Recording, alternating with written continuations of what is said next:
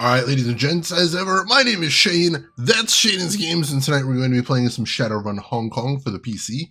This won't be our first time playing it, so if you want to see how we got to where we are tonight, or check out some of the games I've played in the past, be them obscure, unusual, or nostalgic, feel free to check out my YouTube channel. But for tonight, let's go ahead and get into it.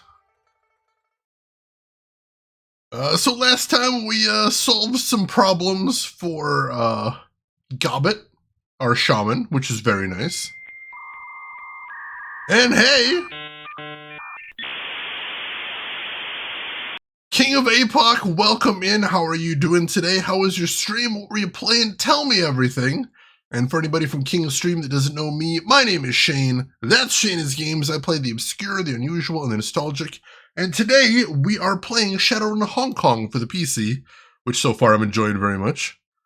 Also, Malkill, welcome in. How are you doing today? Hope everything is going good with you. Did a first playthrough of Maniac Mansion for the NES and we beat it. Hell yeah! Congratulations, King of APOC. That's a good game. That is a good game. That is not a game I own, but that is a game that I am proud to say that I rented from Blockbuster back in the day. And I played it then. Had a wonderful time with it. I've mentioned here before I was super late for getting into PC gaming. So long before I had a PC that I could play the original Maniac Mansion on, I was playing it on NES. Oh, great time. Great time. So if anybody in here is not following King of APOC, that would be an awesome thing to do right now. He is a retro streamer focusing on playing just a wide variety of wild and obscure titles on actual hardware. So if you're not already following him, you like retro, and if you're here, I know you like retro. Go ahead and click that link, give him a follow, check him out next time he's live. He's good people. You're going to have a great time over there. I promise you. Let's see, DRM, welcome in. How are you doing today? I feel like the NES Maniac Mansion is superior to the PC version due to the music plus the art style. Honestly, I kind of feel like you're right. Like, it's like years later after I'd played the NES version, I went back to the DOS version and I'm like, it doesn't have the same vibe. Doesn't quite feel the same to me, unfortunately. But yeah, the NES version, it just feels good. It really does. I like it. And welcome in, DRM. Hope you're doing good. Let's see. Rin, this power supply is cabled in a zippered pouch and the PSU comes in a cloth case. Back in my day. Oh, I'm jealous already. That sounds like a nice PSU. Oh man, Siamese. Tom was just streaming Dark Messiah the other day too. And like the entire time I'm watching it, like every second I'm thinking, I want to play more Dark Messiah. That game is so fun. I want to kick dudes off cliffs. That sounds fantastic, Siamese. Let's see, King played the Commodore 64 version before. That one I'm not at all familiar with, but that's cool you got to experience it. Maniac Mansion Deluxe, we actually streamed that. When I got around, because I'm trying to play through the LucasArts catalog. And when I got to Maniac Mansion, that's what I decided to play on stream, was Maniac Mansion Deluxe. I enjoyed it very much. I think it's a good way to experience the game. Also, it closes up one of the dead ends that was in the original PC version and replaces it instead with a fix from the NES version, which is very nice. I appreciate that very much. Will you stream Syndicate at some point? I don't know. I was never really a Syndicate guy. Like, I actually did have one of the Syndicate games back in the day. I could never get into it. Like, it was never my vibe. I will tell you, there's a streamer we raid sometimes by the name of Spider Cookie. She's been streaming the Syndicate games recently, if you're curious. Let's see, Rin, I could see getting the same model for future gaming PC build. Ooh, hopefully, hopefully. All right, so we talked to everybody on the ship last time. Now we gotta go see if anybody else around town has anything new to say. I don't think that many of them will, but we'll check. We'll see how everybody's doing. Let's see. Reliable Matthew stands quietly, cheap suit wet with the rain, tapping his foot absently. There's a smooth jazz pervading the lot. A halo of cigarello smoke surrounds him. Hey, beautiful, good to see you. Let's set you up, shall we? Alright, so he doesn't have anything new to say. Like I said, at this point in the game, I don't think we're going to have too many new conversations with the NPCs, but I'm going to check. I'm gonna check just to be safe.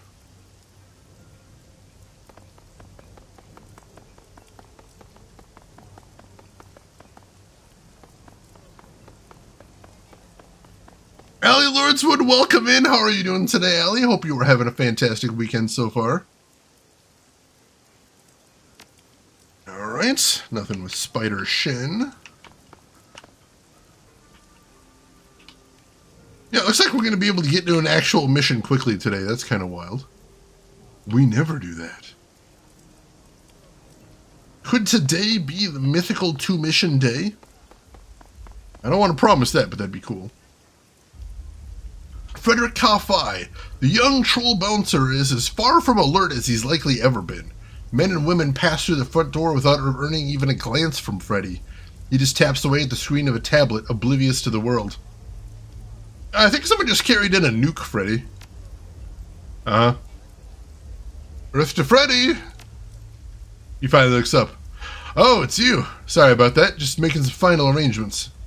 My father thinks I'm not ready for the big time. He thinks I'm not strong enough or resourceful enough or whatever, but I'm proving him wrong already. See, I got it all figured out. The Hell Thunder crew has been spotted in the south mostly, out among the islands there. The Star Ferry service operates all throughout that region. So, I just need to head down to Stanley and start hopping ferries until I hear the drums. They play the drums, do you know that? That's why I've been practicing. I got a plus-size capsule reserved at the Dynasty Mansions in Stanley, and I've got enough cash to cover that and the ferry rides for about 2 months. And get this, Stanley is also known as Check Shoe, which means Bandit's Post. Why? Because of pirates. It's a sign, I'm telling you. I've also got a lead on someone with a Tolo Vori down there, who may be able to help. He's got connections inside Yamatetsu, and they pretty much run the Marine Department these days. They monitor the ships coming and going, so if pirates hit, they'll know. And once they know, my guy will make sure I know. It's all coming together. I'll show my ball what I'm made of. I'm leaving as soon as I get my loose ends tied up.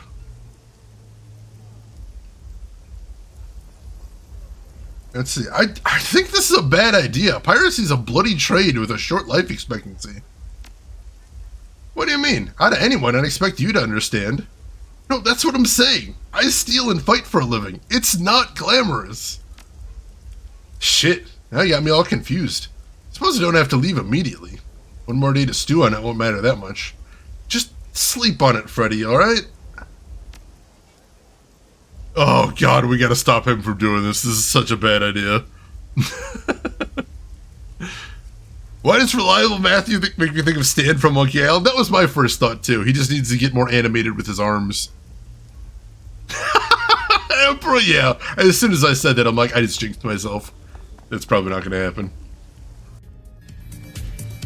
Alright. See how folks are doing in the club. Henry stands unmoving at the back of the club, staring blankly at a wall. Had the wall been built with a window, the view afforded would lead straight out to sea. But as it is, the old troll stares at nothing. I've come to a decision. But it felt like you were wrestling with something. I have, and here it is. I can't do it any longer. I can't keep on going this way. I'm just so tired. And not just because the dreams disturbing my sleep at night. I was weary of this world long before that. If anything, the dreams simply served to underscore the truth. I don't belong here. I've known it for a long time. I just couldn't admit it to myself. I tried my best for the sake of Hermione and the boys, but I'm more of a burden to them than a help. Better for me to be out of their hair. This just isn't my world anymore. Likely it never was. But maybe there's still a world out there for me, somewhere on the water. Or maybe the only world for me here is back in the past. All I know is it's not here. When my number is up, whether it's tomorrow or years from now, I'll just slip into the water. Less of a burden in death than I was in life. Simple and neat. The tide is going out. It's time I went with it. Nobody ever found peace by running, Henry. I'm not running away. I'm running to. If there's a better life for me out there, can you really begrudge me trying to find it? Look, you need help, Henry. Everybody does, and you won't find it alone. Help. It's true, I haven't been feeling myself. Ever since those dreams started, I just thought my eyes were finally being opened. Now I don't know. A moment ago, it all seemed so clear. Just Give it some time. The ocean will always be there. You're right, Max. She'll be there, waiting for me. He sighs heavily, like gust of sad wind. I'll stay the course a little bit longer. I suspect part of what he's feeling is just because of the effect of the walled city on everybody. So hopefully if he can hold out long enough, he'll get a little bit of clarity. If we can sort that out. Dead Strong, welcome in. This is in-game music. This is a little dance club in the game, so once you walk in, this starts playing. Pretty good tune though, huh? Kiss that emote is amazing. Oh my god. It is absolutely fantastic. Oh man, EP. I want to check out that show. I've heard it's pretty cool. I keep seeing clips of it on TikTok. It looks amazing. Callum has calmed greatly since last time. He has once again oscillated into his more somber brooding mode. He looks almost professional as he conducts a little business with some rail-thin gangers aching for their fix. Back again, I see. What is it about this place? The music? The sweaty bodies? Or is it my messed up family that keeps bringing you back? I'm not much of a dancer. Just an excuse to poke around then. Well, if you can keep it on the down low, I got news I'm dying to share with somebody. You runner types are good with secrets, right? Sure, let's hear it. So I snuck off behind my mother's back. Can't believe those words are coming out of my mouth. No grown man should ever have to say that. But that's what I had to do, so that's what I did. Finally met this guy who wants to be my benefactor. His name is Matthew Ty. He's a human guy. Rolled up on the dock with a speedboat, guards and everything. Real slick dude. Like classy, powerful classy. He asked me to call him Matt. Isn't that great? I hopped in and off I went. We had dinner together. It's a little strange, but I'm still glad I went. The things he told me. What kind of things? For one, he said he remembers my mother. Apparently he knew her well. In fact, he said he knew her better than anyone back at Bayou. That's partly of how he came to know me, I guess. But the way he talked about my mother, it was like, I don't know, like there was something between them. He had this wistful look on his face and a smirk when he said her name. Well, the same kind of look on my face right now, like he was keeping a wonderful secret. I don't remember my father ever looking that way with my mother. Got me wondering about a lot of things. Wait, how was the dinner weird? It got weird at the end. Like, there was more he wanted to say, but he couldn't. Maybe he didn't want to get my hopes up too high in case the whole arrangement didn't pan out. Not sure. The strangest part, though, was when his security detail busted our table and bagged everything we had touched. Glasses, plates, utensils, napkins. Mr. Ty, I mean Matt, he said it was standard precaution for men in his position. Even the smallest genetic sample could be used to subvert biometric security systems, or it could be used in ritual magic. Never really thought about that before, but it was just the kind of things I think I could learn from this guy. Oh, don't do it! Don't do it, Callum!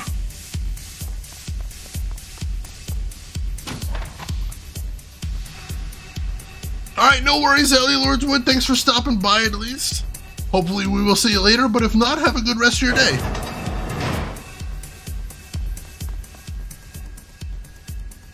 Let's see, the troll woman looks more weary than you have ever seen her. The club is virtually shut down and she doesn't seem to care. She's lost that presence which had so defined her and has left her visibly smaller. The world's gone mad, hasn't it?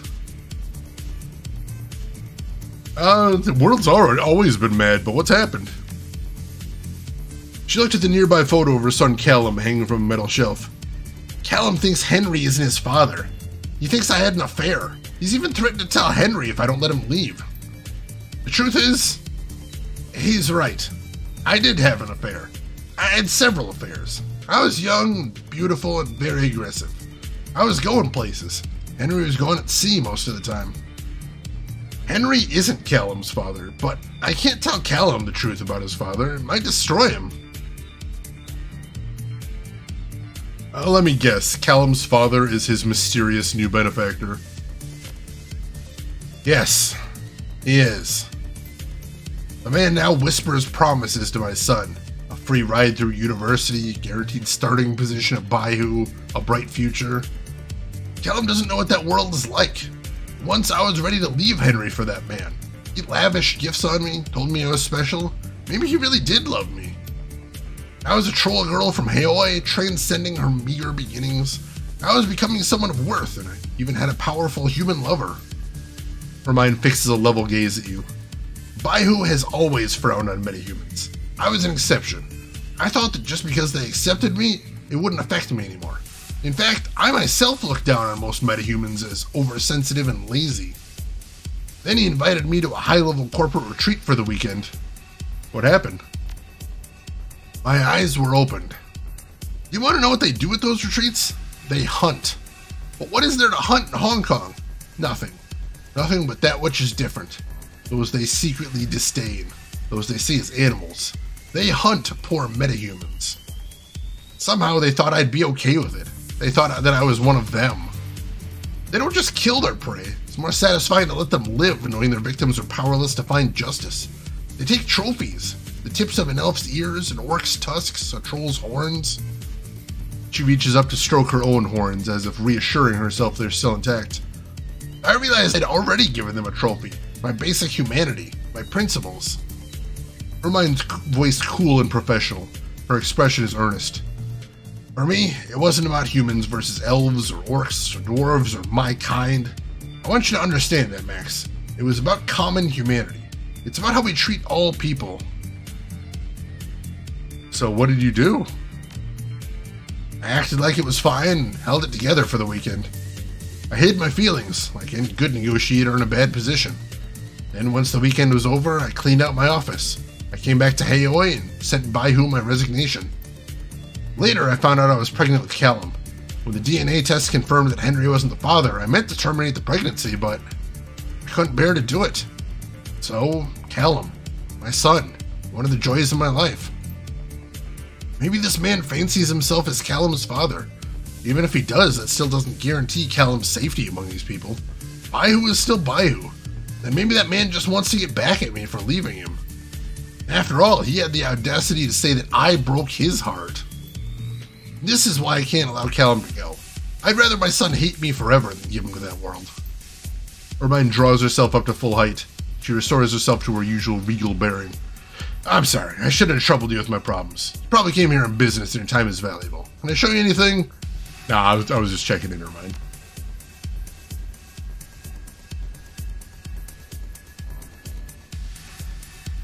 Already killed some cultists. Dire Seagull, oh my god. That's a trip right there. Alright, so I need to check in with Ambrose, and I think I need to buy some new, another healing kit. Because I'm pretty sure I used up mine.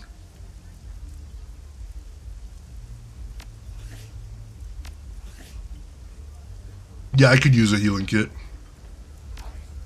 Would not mind that.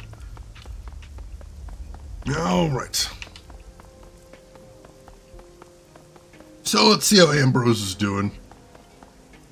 It's been the first time I've actually had to buy a med kit, so that's pretty nice.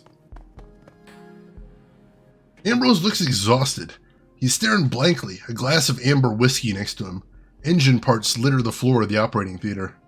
Hey, Max. Big typhoon on the way in. Better batten down the hatches. A robot arm swings over for him to take a weary drag from a cigarette. It's gonna be a kicker. What's the deal with the typhoon? It's your first typhoon, isn't it? Typhoons grew out in the Pacific, then come crash into the coast. Biggest ones hit Category 7. Real monsters. Unreal. Ambrose swirls his whiskey disconsolately. This one's just a big wet huffer. Streets are gonna flood, aircraft will be grounded. This one's awakened, so get ready for a lot of communications interference. And get your galoshes, it's gonna be wet. He gives you a sidelong glance, a sly look in his eyes. Good time for running in storms. All that wind and rain obscures surveillance. The curfew clears up the streets. Cops and security contractors are all tied up. We're at sea level here. What'll the storm surge do to Haoi? Nothing. The Z-Rang walls seal all of Victoria Harbor behind a big concrete breakwater. Shuts down the harbor and keeps sea level constant. Have you seen the harbor wall activated before? It's a miracle of engineering. It'll stop a 2-meter surge with 7-meter wind waves. Excuse me. A Category 7 sounds terrifying, but, you know, I'm basically landlocked, so I've never seen a typhoon before. I'm surprised you're not throwing a typhoon party. Nobody's in the mood for it. I'm not either. These dreams are driving everybody crazy. He takes a big slug of his whiskey. A mechanical arm from the wheelchair absently fills the glass back up. Fortunately, I have special training for dealing with dreams. Ambrose. So, who are you, Ambrose? Really? Ambrose stops what he's doing. He regards you silently. His living eye glitters with intelligence. I'm Ambrose Rokotansky. I'm the doctor around here. Anyone else I might have been is dead and gone. There's no such person as Ambrose Rokotansky, is there? Maybe I wasn't born with that name. Maybe Icebreaker is just a notorious and secretive Kong runner who vanished with his team. Maybe I never worked for him. Maybe I did. I'll tell you what's real. This clinic is real. What I do here is real. This place is real as it comes. Karen was real. She was my friend. And the heart in my story, that's real too. As far as the rest, well, some stories are too dangerous to tell. So why did you leave Chicago, really? Maybe it wasn't Chicago I left. There's been a lot of mixing in the UCAS Midwest. It's a big territory that my accent could be from. Maybe I crossed someone. The Mafia, Ares, the Russians, Stuffer Shack. Ambrose winks, but with his cyber eye, his living eye keeps watching you, relentless. Maybe saying that my old hood is inside the Chicago containment zone is just a way to cover my tracks. Go Bears! So, what really happened to your team? Things went bad. We got ambushed. Ambrose squints appraisingly at you. His expression is unreadable, a perfect poker face. I must not have been doing a good job Overwatch. That ambush killed everyone else. Eventually, it even killed Karen. With his 3 fingers, Ambrose points to the place tubes emerge from his side. My liver and kidneys are machines in my wheelchair. I've lost about half my body. I'm in chronic pain, and every night it's the same thing. Nightmares. They never end. If I had any part in the end of that crew, well, I have paid with almost everything. It's still less than Ambrose is suddenly overcome with emotion. It seems to catch him by surprise. His poker face cracks in an agonal grimace, and tears well up in his eyes. After an instant, he masters himself, and his stony face returns. What matters now is making something productive of my life. I mean it when I say I'm just about the luckiest guy in the world.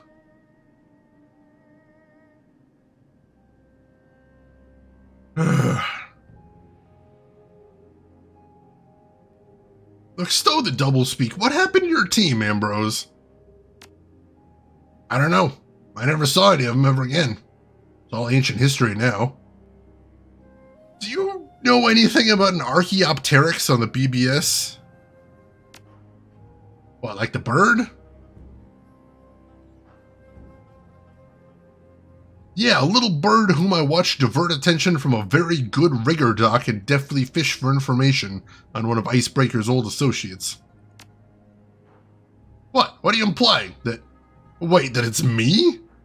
Ambrose breaks into a smile that is sunny, though possibly a bit forced. Hey, I'm flattered, I really am, but I stay away from the BBS. That world's behind me. Although I suppose if I ever found someone with whom I had unfinished business, Ambrose's voice drops several octaves just for a moment, I'd be a real angry cuss.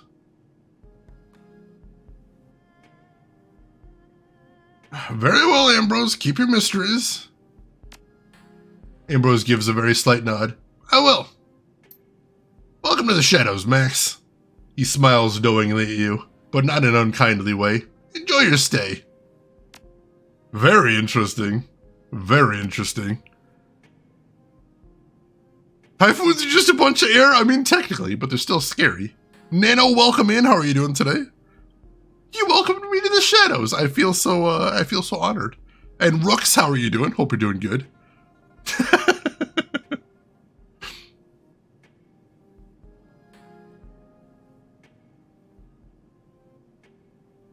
Alright, so let me get a premium medkit. That sounds nice. And yeah, there we go. I'm also going to go ahead and snag this, because why not?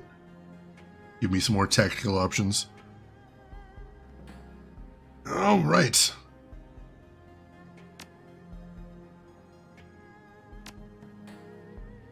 And that means we just need to go talk to Maximum Law, and I think we're done here. Oh, thank you, Malakil. I appreciate that. Keep it secret, keep it safe. Old classic line there. Alright, Maximum Law, how are you doing? Still living in perpetual fear? Probably well deserved.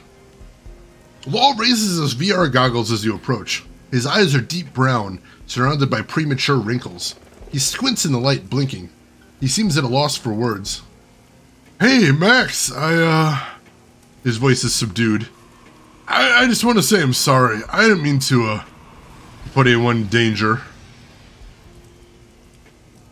Let's see. Lesson learned. Don't worry about it. He pulls his VR goggles down. I guess Shadowrunning is a darker business than I thought.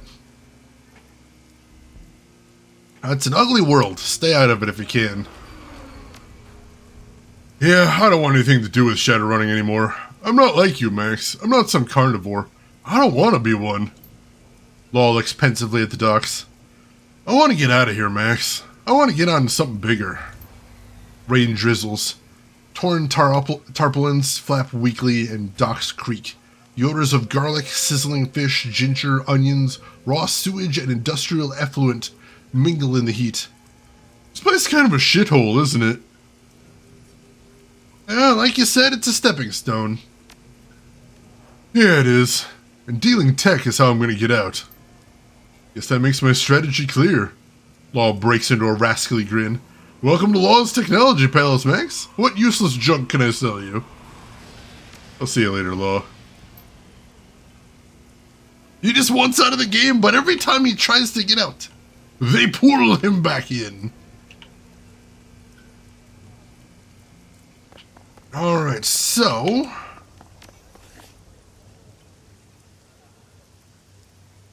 let's see, I think that's what we want to do next. I think we want to do Gaichu's job next. So yeah, let's do that. The tricky part for that one will be figuring out who we want to take for that job. Since we're probably going to need to take Gaichu. Yeah, I don't really know much about him.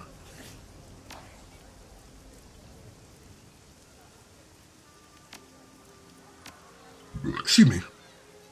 That one does sound cool, and helping out Gaichu, that's just kind of a nice thing. What did you do with the shiny object? Gobbet wanted to throw it in the bay, and I'm like, yes, throw it in the bay. That sounds like an awesome idea, so she did. No regrets. Screw that thing. Yeah, I think it belongs at the bottom of the ocean, and if it stays there forever, I would be completely happy with that. Alright. Travel to the Renraku warehouse in Tolo Harbor to ambush Gaichu's old Red Samurai unit. Alright, so...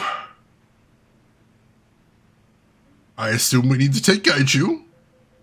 I don't know if it's gonna... yeah, Gaichu must be present. Alright. So now I get to take two other people. Oh, this is gonna be tricky. Like I said, I don't know very much.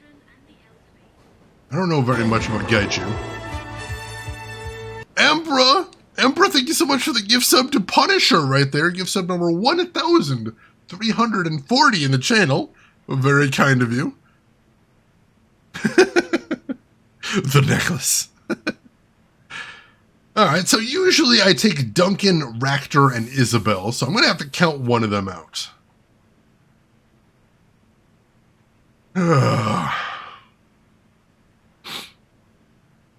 Well, I'm going to take Isabel. Isabel's not super good in combat, but also it's always good to have a Decker around. So I think it would be a good idea to have her with us. So now I need some raw force here is what I need. So Duncan's the better shot, but Ractor's drone has that shotgun that does unbelievable amounts of damage. I'm tempted to bring him.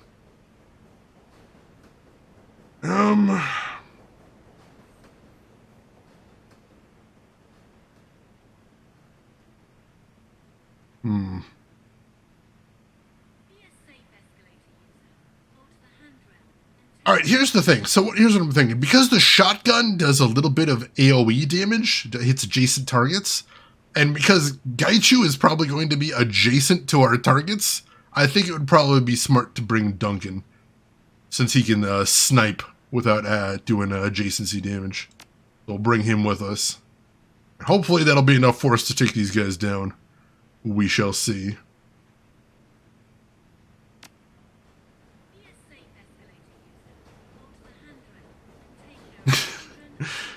All right. Time to Shadowrun. Dun dun dun. The Tolo Harbor Industrial Complex is a sprawling maze of warehouses, auto fabrication facilities, shipping container mazes, and corporate power. Excuse me. If something corporate owned is shipping through Hong Kong, it invariably moves through these streets. The Renraku shipping facility lies far enough away from the heart of Tolo Harbor that you won't have to worry about corporate security other than the on-site guards, and Renraku's extraterritoriality means that any fighting won't risk backup from rent-a-cops. Alright, I am all set up for this. Let's go.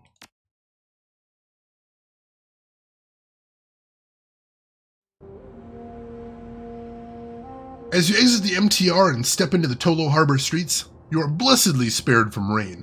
An ebb in the constant monsoon combined with the sweltering heat has left the concrete and your body blessedly free of moisture. Gaichu casts a glance at you, and he nods in satisfaction. This is the facility. Past that fence is the warehouse and test laboratories.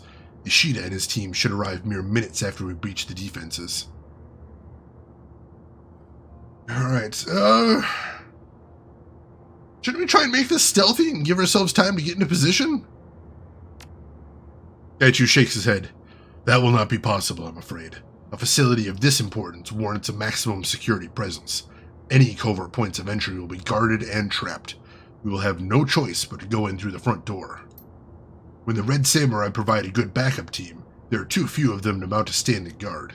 That means we will be facing standard Renraku security forces. While they are not as potent as better equipped security, Knight Errant for instance, they are still skilled combatants. Wu grunts, nodding in satisfaction.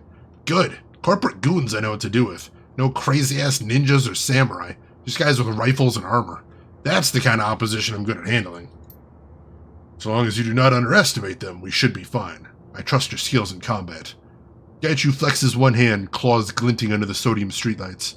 Between those and your rifle, I suspect they will not stand a chance. Alright. Objective, locate the drone prototype. I have to blow my nose before we get started though, so don't go anywhere folks, I'll be right back.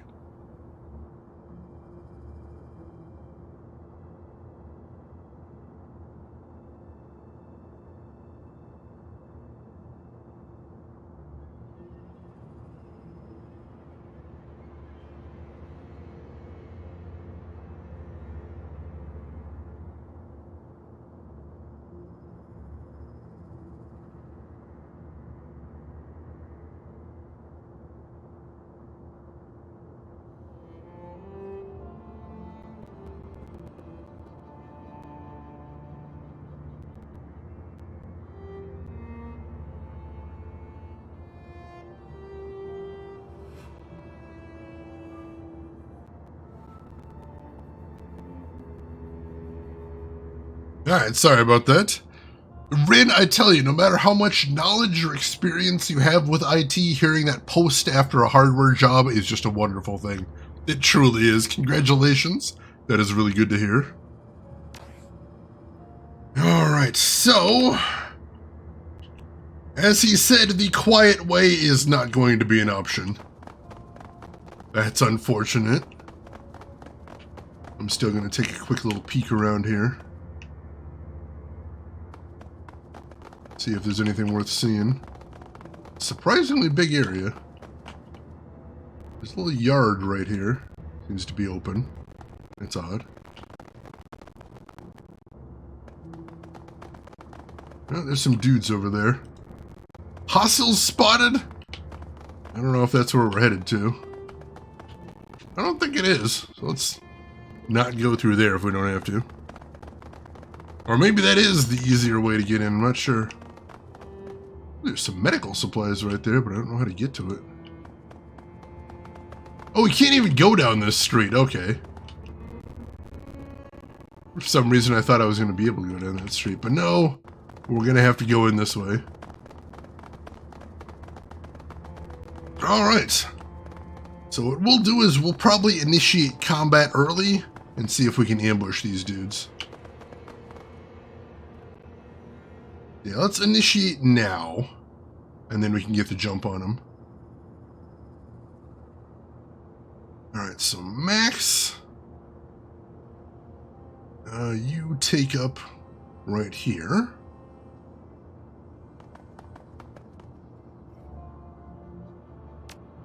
Oh, I forgot we all have 3 AP now. Oh, that's a beautiful thing. Alright, Woo, I'll get you right here.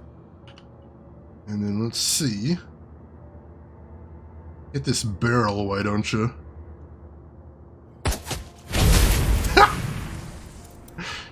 Going quiet's for losers. Alright, so... it's... Deadeye shot. Nice! Crit! Alright, Oh, there's 2 guys over there who just noticed and they're like, what the fuck?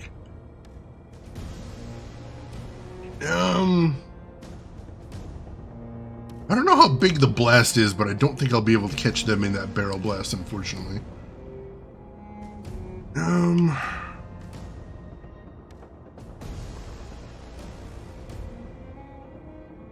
Let's see what I want to hit him with here.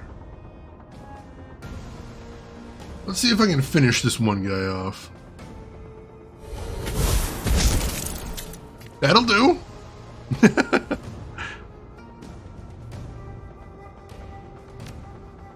Alright, you go ahead and post up here. And then why don't you take an aim shot at this guy? Nice! And then Gaichu. Let's see if Gaichu can finish this guy off.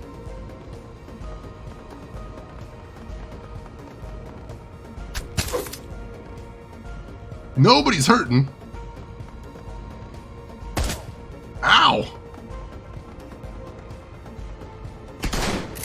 Well, that was a very weird tactic, but alright.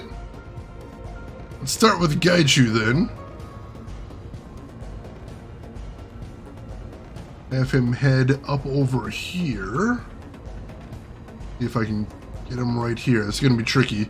Cursor doesn't want to go right here.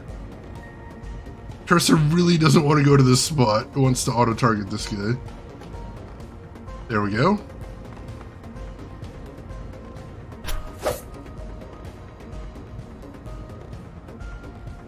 And then let's hit him with the Sparrow's Crack the Ice. Nice. He is down. Now let's take these clowns out. I'm gonna throw a wild aim on Isabel, get her a little bit better aim. Oh, and him as well, that's handy. Kelvin, it always does, it always does. How are you doing today though, Kelvin? Hope everything is going good with you. I'm gonna take cover back here. And then let's go ahead and throw a fireball on this dude. Miss! Rude. Alright, Duncan, why don't you step up next?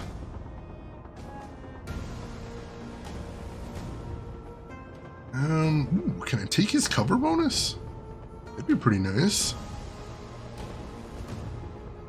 Yeah, let's take his cover bonus. Alright, he has no cover now, which is beautiful. And so Isabel should be able to finish him off, I'd imagine. Yep, there we go. And she can't see that guy, unfortunately. So I'm just going to have Isabel move up to here.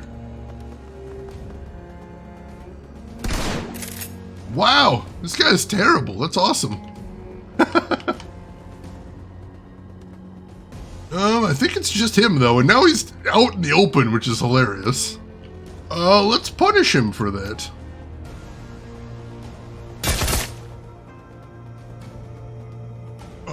Yeah. Well, that went well. I'm happy about that. I'll pop in here and grab medical supplies. Just firing a shotgun from 10 miles away and then, you know, charging in with no cover. What a weird team. What a weird team. And I'll take the dock wagon kit. Those are always nice to have on hand. And then maintenance panel. Don't mind if I do, but I am going to save. Because I got a bad feeling about this job. This job's giving me bad vibes. Good morning, Doc Belvin. How's everything going with you? Hope you're well.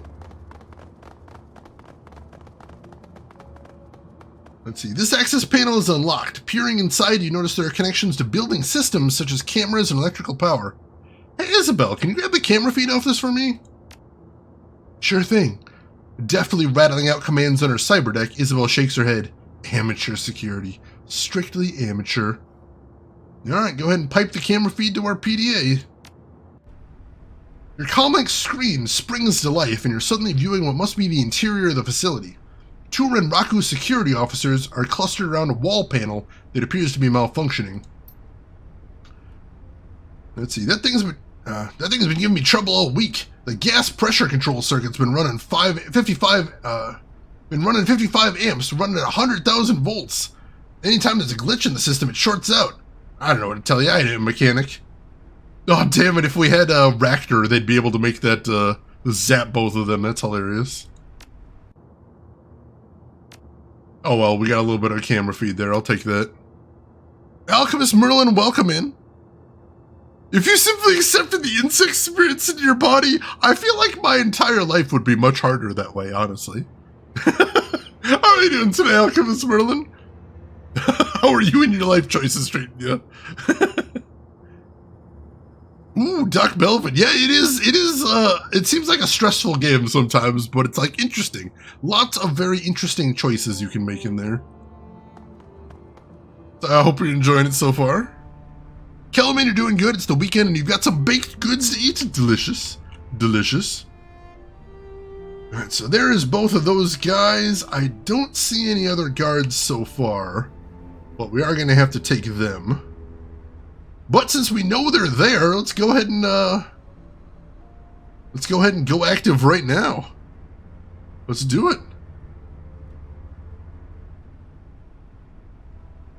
All right, Isabel, I'm gonna have you open the door. Then, let's see, I thought I saw. Oh, there's a mage down there. That's unfortunate. I thought I saw some dragon lines somewhere. Yeah, some dragon lines over there. I can't get all the way over there, unfortunately. That would be really cool. But I can get over here. I don't know what's in that room, though, so it's a little bit dangerous. But yeah, I'm going to run over here. And then let me see if I can nuke this guy.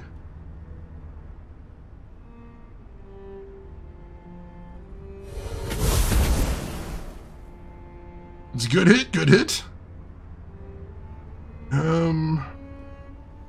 Let's see, let's have Duncan move in next. And I'm gonna have Duncan move to, let's say, right here. And then he's still got some options here, so he's only got 1 AP though, so see if we can beanbag this guy.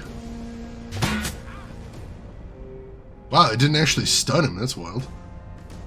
All right, Isabel, I'm going to have you post up back here. And then Gaichu, you are moving in. Attack directly.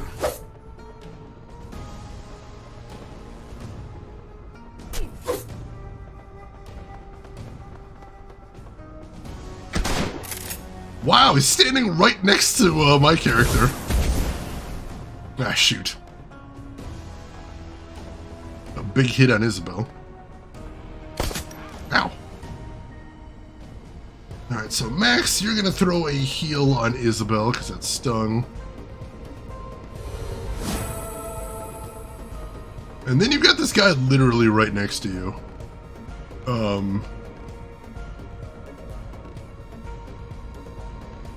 He's only got 3 HP. I'm not even gonna waste a spell on him. 4 damage. Perfect. Perfect. I'll take it.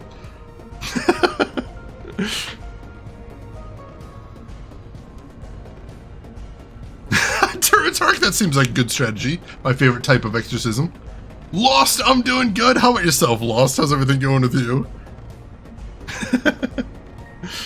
Alright, now let's see if we can start on this guard right here. Although, I'm going to go ahead and throw a wild aim on myself. Excuse me. Oh, that'll get both of them better accuracy. That's pretty cool. Ah, it's all my AP, though. That's fine. That's fine. So Duncan, I really don't want this mage messing with us. So let's see if we can take this this mage down as quickly as possible. Nice! Can we finish the job? Beautiful! That mage is having a bad day. Alright, Isabel. Does not have much of a chance to hit this guy, but I'm going to take what chance I got. He's bleeding at least.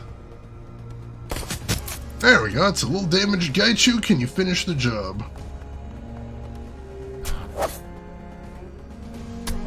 He can! And then I'll have him take up cover. Hey, buddy! Damn it! Alright! Let's do the same thing as before. We'll have Gaichu do cleanup and everybody else see if they can make this guy, soften him up, shall we say. Oh, can I pop him out of cover? That'd be really nice. I did pop him out of cover. Beautiful. That'll make everybody else's lives easier. Yeah, don't look like a mage, because everyone's like, shoot that guy first.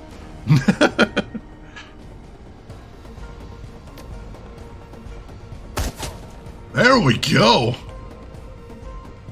Isabel. Can you hit this guy at all?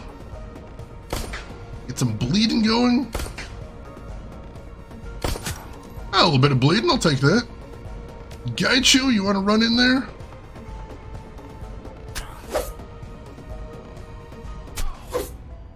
Alright! I'd say that went quite well. Alright. I'm gonna save again, because like I said, I'm getting some bad vibes from this mission. I don't know why, I just am. Suddenly colder here again, so that was an adjustment, but otherwise not too bad. It's been a roller coaster ride over here as well. I don't know what's going on. Alright, let's take a quick peek in these side rooms. See if there's anything worth grabbing before we head forward. Doesn't look like there's anything over there.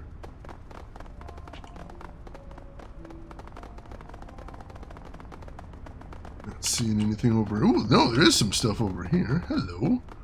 Quarantine terminal. Don't mind if I do.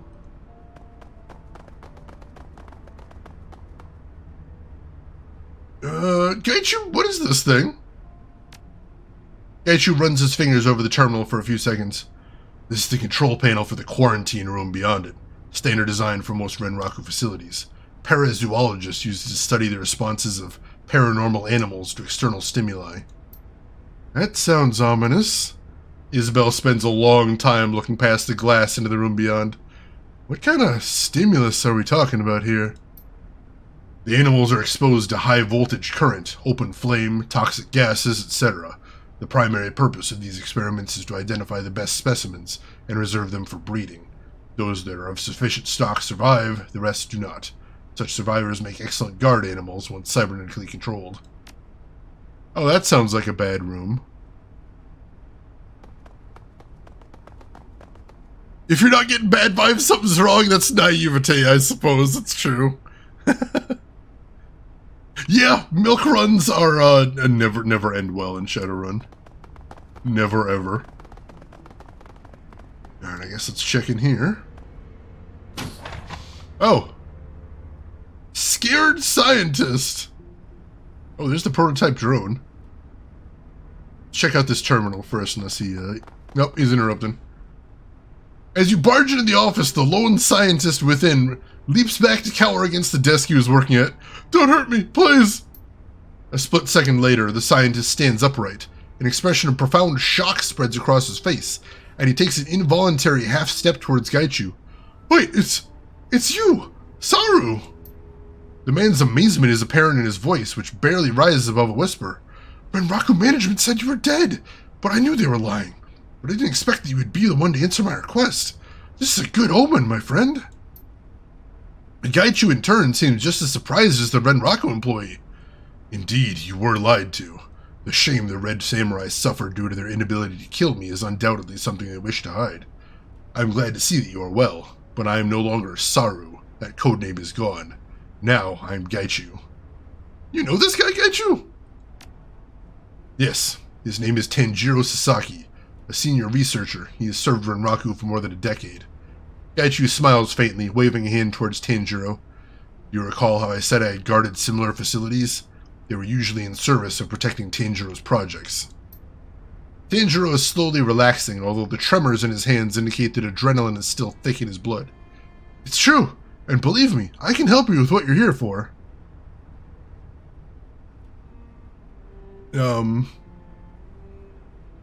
Not quite. We're here for a few reasons. Tanjiro scowls. Your fixer got the job because I've arranged this. Why do you think it was so easy to get here? You're not just here for the drone, but to fake someone's death. My death. If a group of heavily armed Shadowrunners break in here, it's completely believable that I'd be killed in the process. Tanjiro lets out a heavy sigh and wipes his brow. As of right now, I've suppressed the alarms. I can undo that, and once I've reached a safe distance, I will. The samurai will arrive just a moment too late to save the research and me. Alright, so we've already helped you. What can you do for us? The Red Samurai team will rush to this building as soon as the alarms are released. I'll give you the code I wrote into my Overwatch program. Just use it on one of the security mainframes when you're ready. You'll have time to set up any ambush you like. Cradling his chin in one hand, Gaichu's eyes narrow. Typically, we would send the main force in through the front, leaving one team member aside to flank the opposition.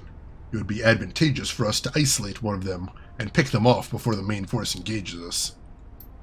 Tanjiro snaps his fingers suddenly, looking at Gaichu. You can use the quarantine room. It can be programmed to destroy contaminants or apply lethal amounts of electricity. Regardless of which you pick, it'd certainly kill anyone attempting to pass through it. Yes, that could work. Gaichu nods to you, expression bright.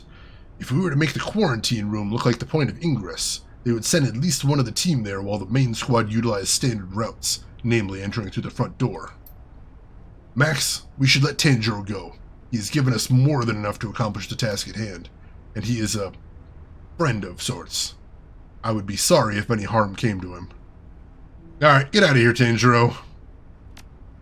Tanjiro bows low. Thank you. You have no idea what it's been like living under Renraku's thumb. You've given me the chance to start again, hopefully with a better life. He turns to face Gaichu, smiling faintly. And you? It's because of you that I found the strength to leave Renraku.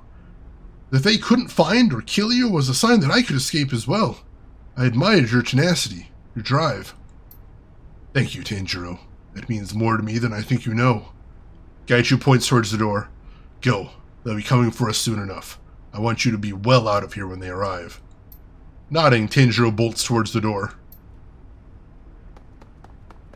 Alright. So, we need to set the quarantine room trap first. Let's do that right to start. And let me catch up on chat real quick. Tanjiro, where are the demons? He didn't even have a sword. Hey, John, welcome in. How's your weekend going, John? Hope you're doing well. All right. So, let's hit up that trap.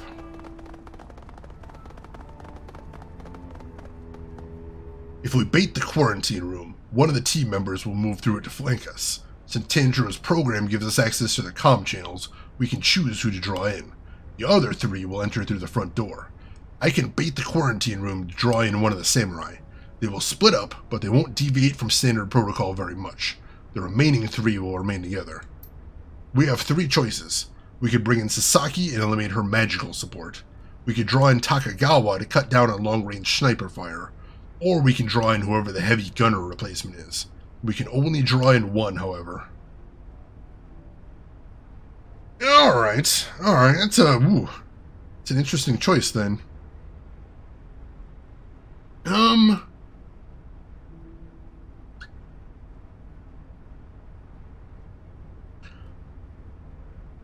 Let's see, I'm not super worried about the heavy because we do have some ability to do AP damage. So I think we should be able to slow him down at the very least. So that leaves the mage or the sniper. Now, because I do plan to have us utilize cover, sniper might not be super bad. Honestly, I think the mage. Because the mage might have heals too, the mage might have buffs. We don't even know for certain if the mage has summons or not. So the mage is just kind of a wild card here. So I think eliminating the mage right off the bat would be our safest bet, I think. Bort Jams, good evening to you. How are you doing today? Alright, let's bait it for the mage. I don't want to deal with magical support and interference. Alright. Objective added, unsuppress the alarm. Alright, we need to get the drone first, though.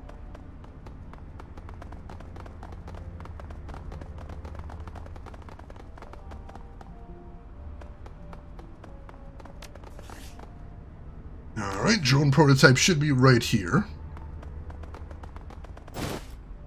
Alright. So what is this terminal over here, then? Looks like the terminal has an unguarded jack point. Isabel, that's you. Alright.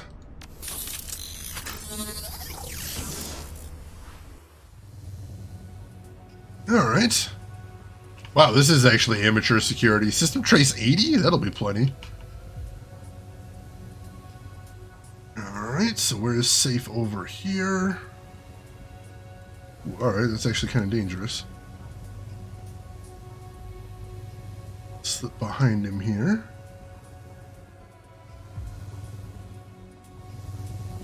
Alright. We're into the second area. I see a door right there, and I see a door right there. We'll see if we can hit up this one first. See where this guy goes.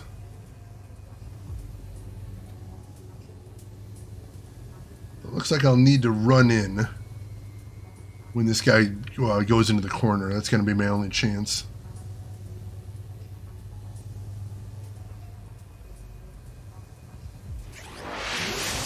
Deliver barrels to basement. What is this? I have no idea.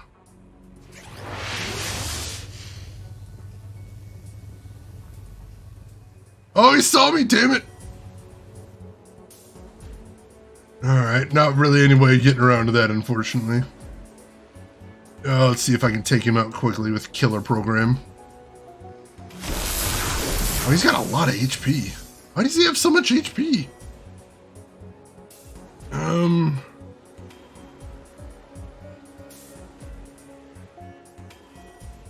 I don't know.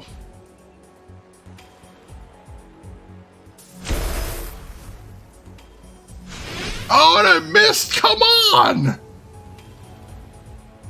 Rude! Alright, well he's down at least. My trace is a whole bunch higher now. Alright, so I want to get to that door, but that one's going to be much trickier to get to.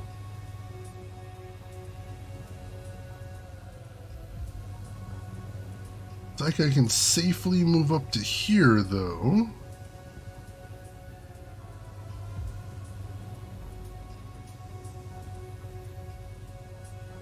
Alright, so I can go in... Ooh, no, that's tight.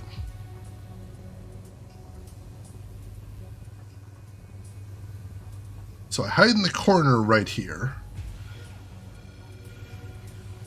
And then right there I can run through. Ooh, that is tight, yeah. Let's try it though. I run right here. And then I go. Go. Alright.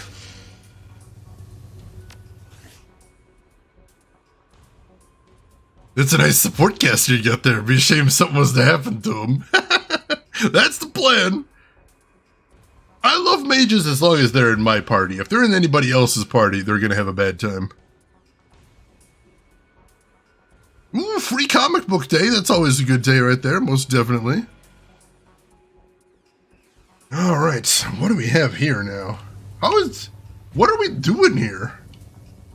Why am I still here? Alright, is this safe over here? Can I run to this at some point? Yes, that is safe, but I have to wait for the third sweep.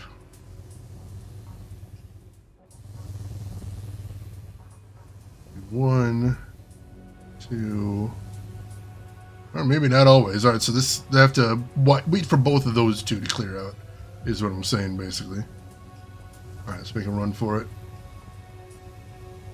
Alright. So now where do I go from here is the question. Alright, there I should be able to run straight through. That's my gap in the pattern. Go. Whew, this is a... Alright, here we go. Blocker Icy rating 8, jeez. Tad from the 7th guest, screw that kid. We got Boy Tad. I never need to get Boy Tad ever again. We did really treat that mage that came in when we got in the warehouse pretty badly. Alright, let's give it a shot. Whew.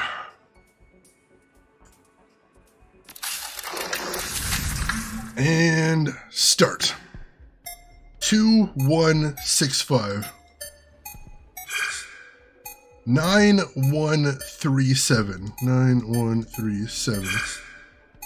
96996. 96996. Alright, what do we get? Got a little square root sign first, and a squiggly thing third. That could be a couple things. And then M fourth. That could still be a couple things. Come on, what else? And a W. This one. Whew! We can just use the numpad for that, but I'm not terribly fast with the numpad, so I don't usually. I just use the mouse. And welcome in, Orbital Beetle. How are you doing today? Nice. Alright, so let's hit the data store first. Ooh, alright, that's some pay data, so we can get some money from that. It'll hack the elevator door, though I don't know what good that's going to do us. And then we can go ahead and leave, because that's all there is to see here. Rooks! Oh god. Alright, let's go head over to the elevator. What's going on over there? Spend all that time hacking, we may as well see what we get.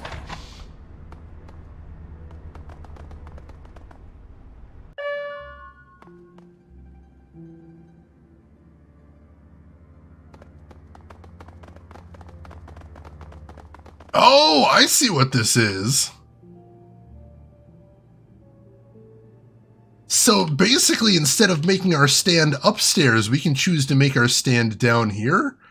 And because there's a huge dragon line with cover, this is actually a much better place to make a stand. Holy shit. Yeah, let's set up down here. Let's do this. I want to make one more save before we do this. Yeah, that is a fantastic. Alright. Also suspicious barrels, stuff we can blow up when the bad guys come through. Alright. Save game. Alright. Let's hit the alarms.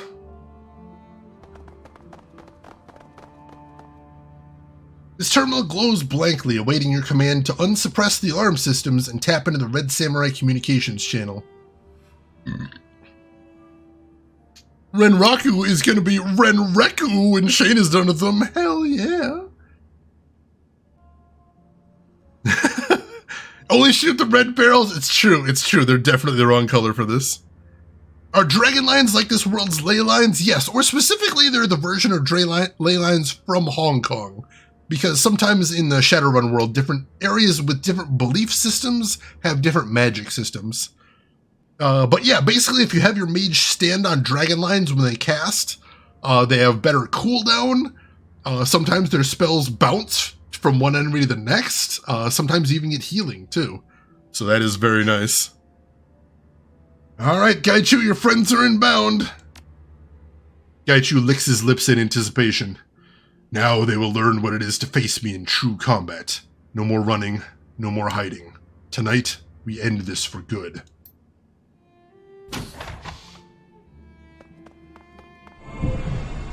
Alright, that's a heavy dragon line. That's beautiful. So I'm going to stay right there. Duncan, I'm going to have you get... back here, I think. There we go, and then I'm going to put you on Overwatch over this way. Isabel, I'm going to post you back here. And then put you on Overwatch over this way. And then Gaichu, I didn't even notice the medical supplies. I'm going to have you grab those.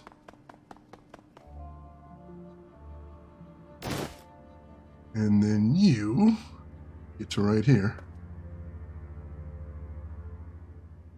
Alright, so Max does not have an Overwatch. So I think we are good to go. Red Samurai Rival, 2 rounds. I think we're set though. That's the only way in or out of here as far as I can tell.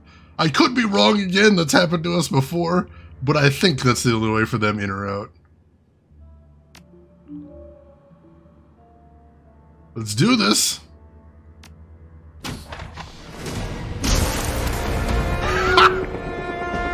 And there goes the mage.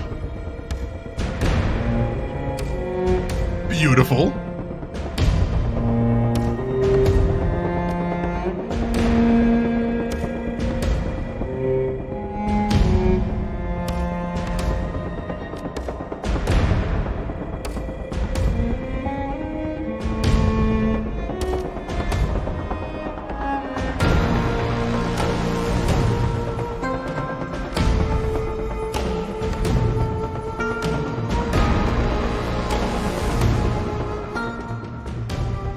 That music is really good, but also unbelievably loud. I don't know why it's so loud, but it's super loud. Why does Shane hate mages so? Magic is for me. Me, not bad guys.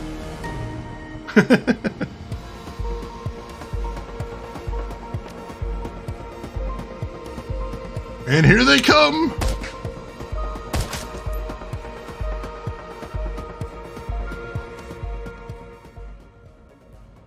And there's Ishida. Alright, let's see what we can do about this guy. The first thing is first, let's cast Wild Aim on everybody. I didn't get Duncan, unfortunately. Fine.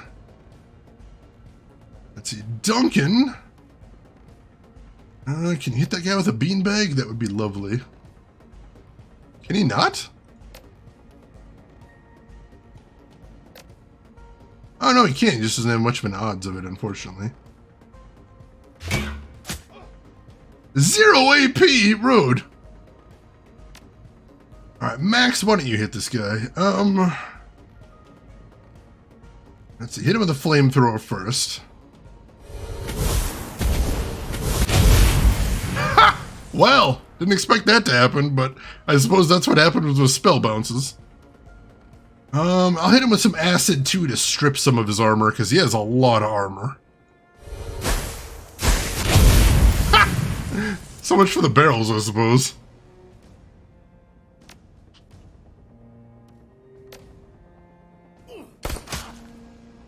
And he's down!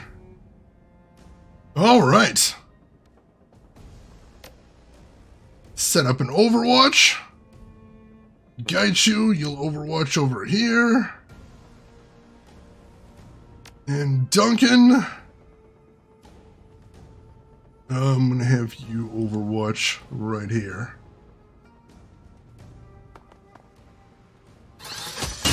Oh, that's the heavy! That's the heavy! He is far more dangerous than I was expecting. Oh, I'm going to heal myself. And then, let's see, can we have... Let's see, Duncan, can you hit that barrel from this distance?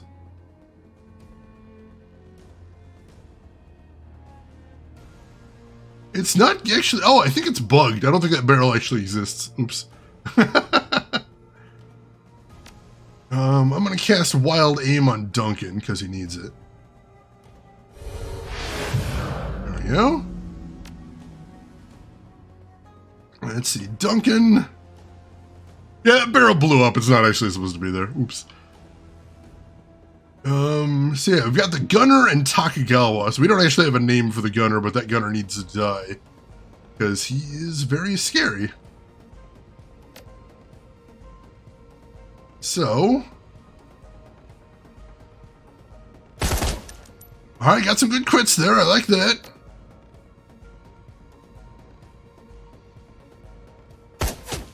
Alright, good, good. Max. See if you can hit this guy with a flamethrower.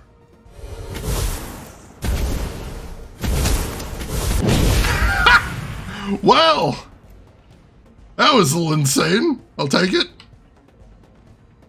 Alright, Gaichu, I'm going to keep you on Overwatch. And Isabel can just barely see these guys. Got a little bit of bleed on there. I like that. Nice.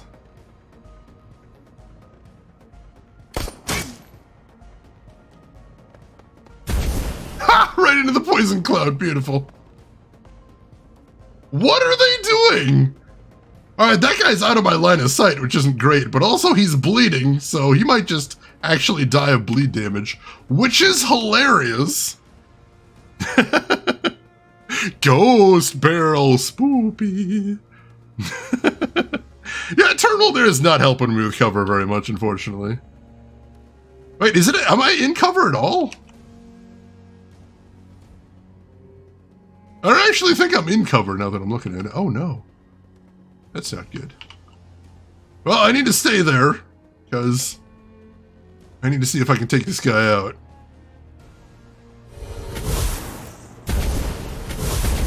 Ha! Gunner's down! Spell bounce FTW!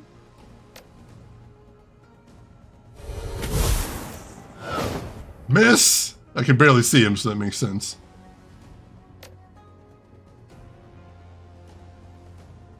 Let's see if I can strip some of his armor for everybody else. There we go. Now he's taking acid damage, which is beautiful. Alright, Duncan, can you see him? Duncan cannot see him. So I think... Let's see. I think I'm going to have Gaichu move over to here. Yeah, move over to here.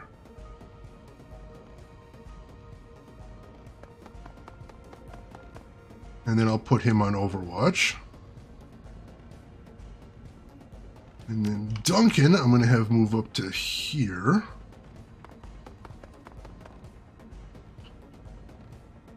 And see if we can put this guy down, or at least get him a little bit closer to it. Isabel can technically see this guy, but doesn't have much of a shot, so do what I can. He's going to be taking a lot of damage over time, though, so that's a good thing. Oh, he had a heal? Of course he did. But he took his turn to heal, so that's all he was doing, so this is going to get violent.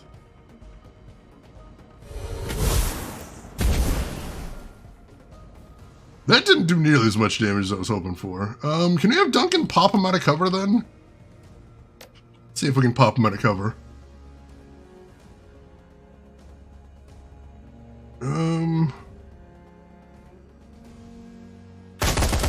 There we go. That popped something. All right.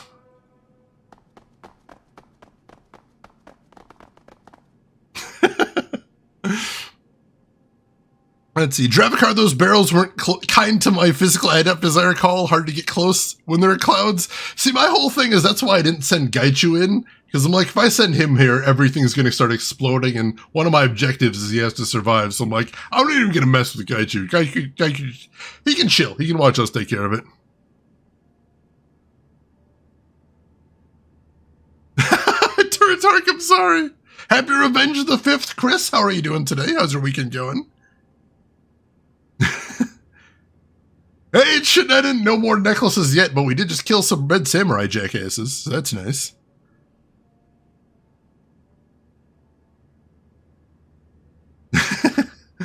Ishida lies on the cold tile, gasping for breath. His armor is rent and tattered, but his eyes still burn with rage. He spits at Gaichu as you approach. Gaichu, honorless cur. I regret the day I ever began teaching you. You're truly depraved to kill your own brothers rather than to submit to what is right. Gaichu, yes, that is my name, as everything of my old life has been taken from me. Gaichu lifts the tip of his sword, placing it squarely on Ishida's chest. What is honor if it is built on a lie? What is duty if the dogma behind it is corrupt? Narrowing his eyes, the red samurai presses his chest upwards into the blade so it begins to gouge his armor. What do you know of it, vermin? Every red samurai who has become subhuman has taken their life. Everyone but you. You're a disgrace to the order and a disgrace to your people. Let's see. You've been blinded by indoctrination, Ishida. Gaichu bares his teeth in a wicked grin. For years, you were taught that to be pure was to be powerful. That metahumans, the infected and the deformed, were to be scorned for their weakness. Yet here I stand, and there you lie, broken. You think a victory over Sasaki, Takagawa, and me makes you superior? Ha! Ishigawa's mouth twists into a cruel, sorrowful smile. You'll spend the rest of your useless days cowering in the darkness, eating the flesh of your betters. You're no better than an animal, skilled though you may be. Snarling in fury, Gaichu hurls his katana to the floor. He reaches out to grab Ishida by his collar, yanking him up so their faces are only an inch apart. You said the Red Samurai were the best, the strongest, the most capable. Those who were not human were unworthy of consideration. You told me that I would be better for having joined you. But it's a lie. I was infected, and I became better than I was. Your own blindness allowed me to escape, blind to my skill, and blind to the power of the impure. Gaichu lifts one hand, claws glittering in the pale warehouse light. His fingers splay out like an array of knives. I was not superior because I was Red Samurai. I was Red Samurai because I was superior. I chose my own fate. I make my own destiny. The ghoul draws his hand back, jagged shark's teeth bared as he presses them to Ishida's ear. I will show you the strength of my disease, Ishida. I will make you like me, and you will be cast out, just as I was.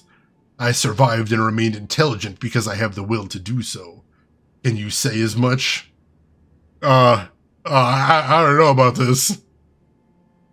I don't know about this. I was down for him killing the guy, but turning him into a ghoul?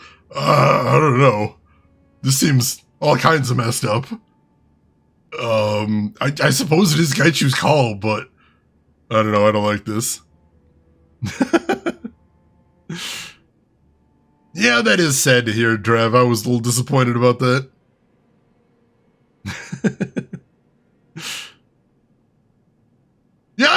was just gonna say let's kill the guy, but he wants to turn him into a ghoul? I don't know about that.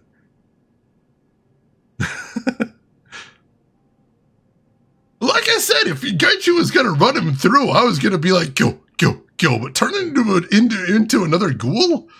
Like, that's dangerous. What if he does keep his intelligence?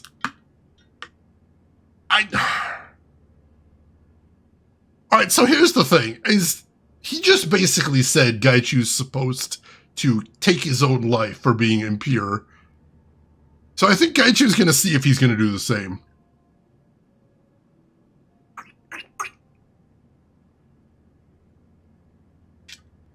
I don't know. You know what? Gaichu has had a lot more time to think about this than I have. Ishida, reap what you sow. Ishida's head falls back as he laughs, but the laughter turns to bloody coughing. You think I'll let you infect me, monster? I'll do what you were too weak to do. I'll take my own life like the 47 Ronin of old. Such a foolish boy. Foolish? You underestimate me, old man. Gaichu drops Ishida, his head bouncing off the tiled floor with a sharp crack. After I cripple your arms, you will have no means to kill yourself. The disease will burn through you like a fire, consuming every inch of your humanity. At this, Ishida stiffens. His eyes go cold with resolution. Then we shall see, Gaichu. And if you are wrong, I shall meet you again in my next life to try to teach you to do better.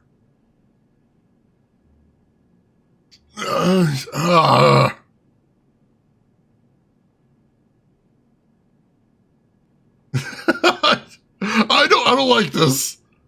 Just kill him, Gaichu. Just kill the guy. Oh, God. This is horrifying. I'm not down with this. Do what you will. This is between the two of you. Gaichu nods to you, slowly turning back to Ishida. Come, I will show you your own inner weakness. The sounds that follow are viscerally, intensely horrifying. The crunch of bones meets with the sound of wet flesh tearing under the pressure of jagged ghoul teeth, and as a high counterpoint comes Ishida's screaming of horror and pain, and undoubtedly some measure of the terror at what Gaichu is doing to him. Eventually, Ishida passes out.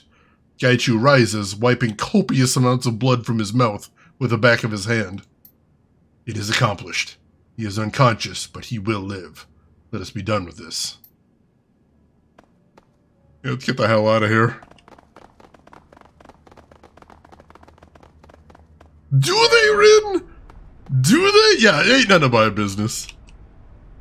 My name's Paul, and that shit's between y'all. Oh, the door wasn't open. I'm like, why am I not going down there? Oh, hey, there's the mage. Hi, mage! How was your time in the electroshock room? Was it fun? Did you have fun? You don't look like you had fun. You look like you died. That's fine. Let's head back home. The sun's rays paint Hong Kong's mountain with a palette of orange and gold as they speed by outside the train. With a final flash, the sun dips below the horizon, foretelling the inevitable descent into night. Gaichu is silent as you walk back to the MTR station. His body remains as tense as the cables on a suspension bridge, but his expression is triumphant. Ishida has been punished. Excuse me. All that awaits him is a slow descent into hunger and possibly madness.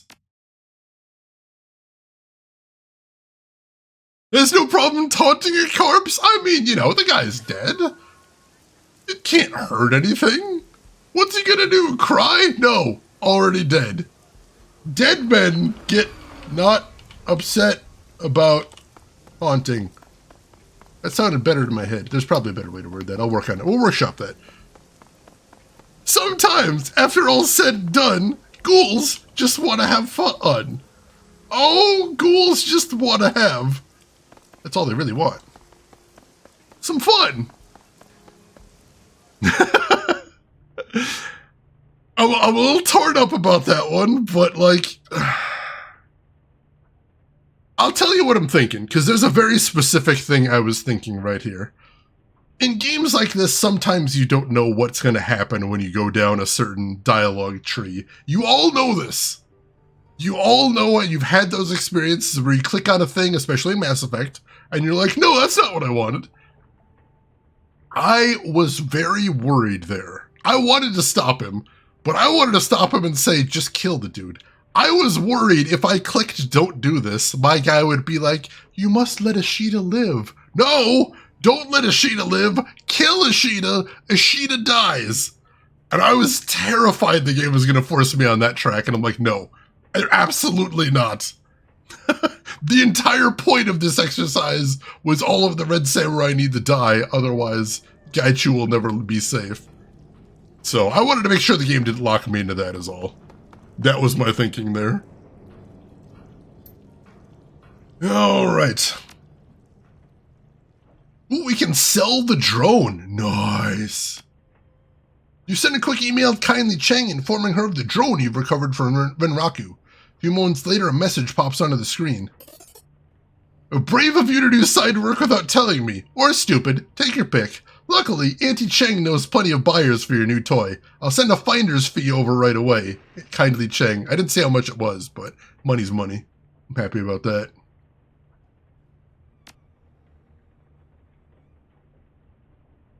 The safe scumming was an option too. There's that. I didn't even think of that, but yeah. Let's see. Hop over to Shadowland. We've got some pay data to post, so let's do that first thing. The Renraku product launch schedule. Oh, that'll be fun to sell. And let's see if there's any new threads up. Nope, nothing. All right. Good there. We still need to do a post-mission save, because we haven't done that yet. Save game. There we go. I have a ton of karma again. Let's see where I want to spend it. We got a couple options.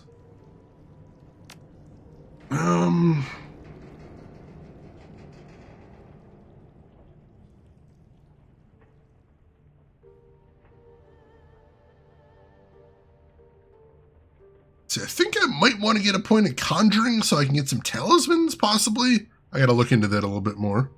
No Decker news! Maybe they've, maybe that guy's finally had some luck.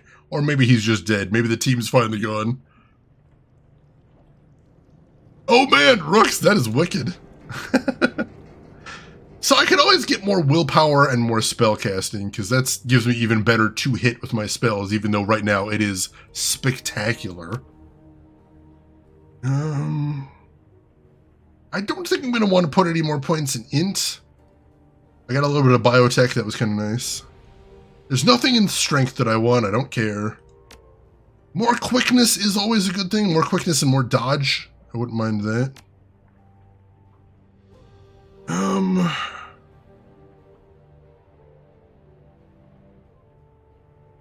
I want to get at least 3 cyberware affinity.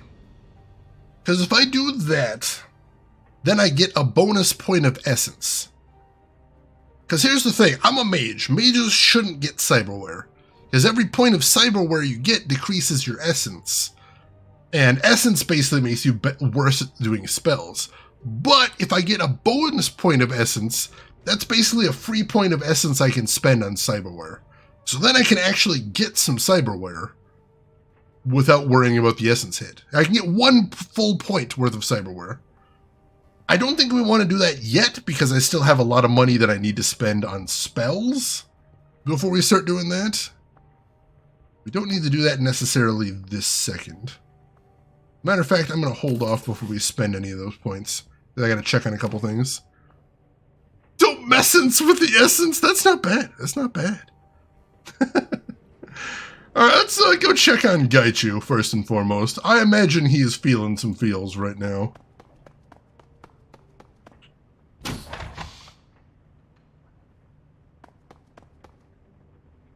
The dim cabin's air is thick with the pungency of incense.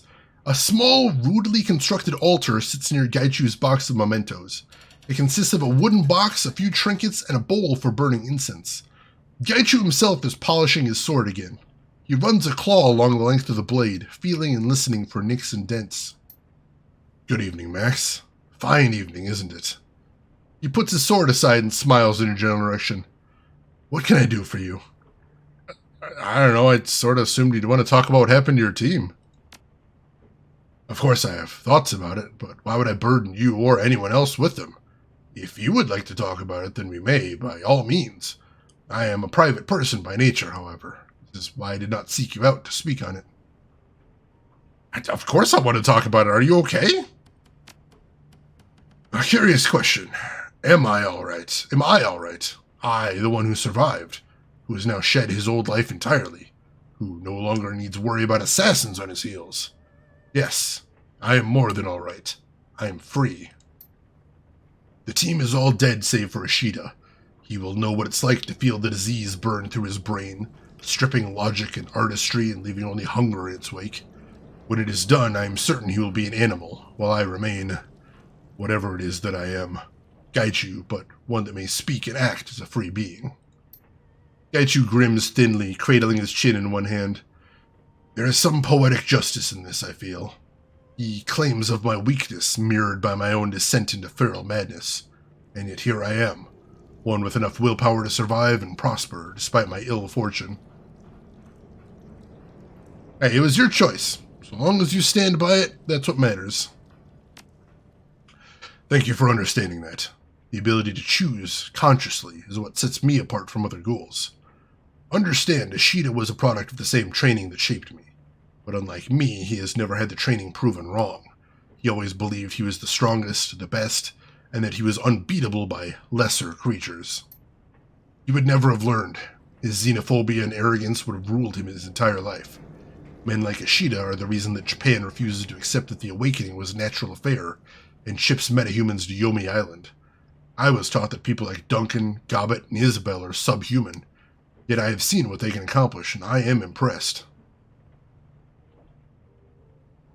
Has killing your old unit changed your outlook on life? Yes, I think it has. My lesson to Ishida should not end with him. If becoming a ghoul has allowed me to prosper and become stronger, surely I should hone my instincts just as my training honed my swordsmanship. If I can apply the same focus to my new nature as I did to my skills in combat, I am certain I can prove that to be a ghoul is only to be different, not lesser. I knew this before, logically, but I did not feel it. To know and feel are different things entirely. Regardless, Ishida's sword is now mine. It is a newer blade than my own and appears to be made with some manner of enhanced die-coat processing along the tungsten carbide egged.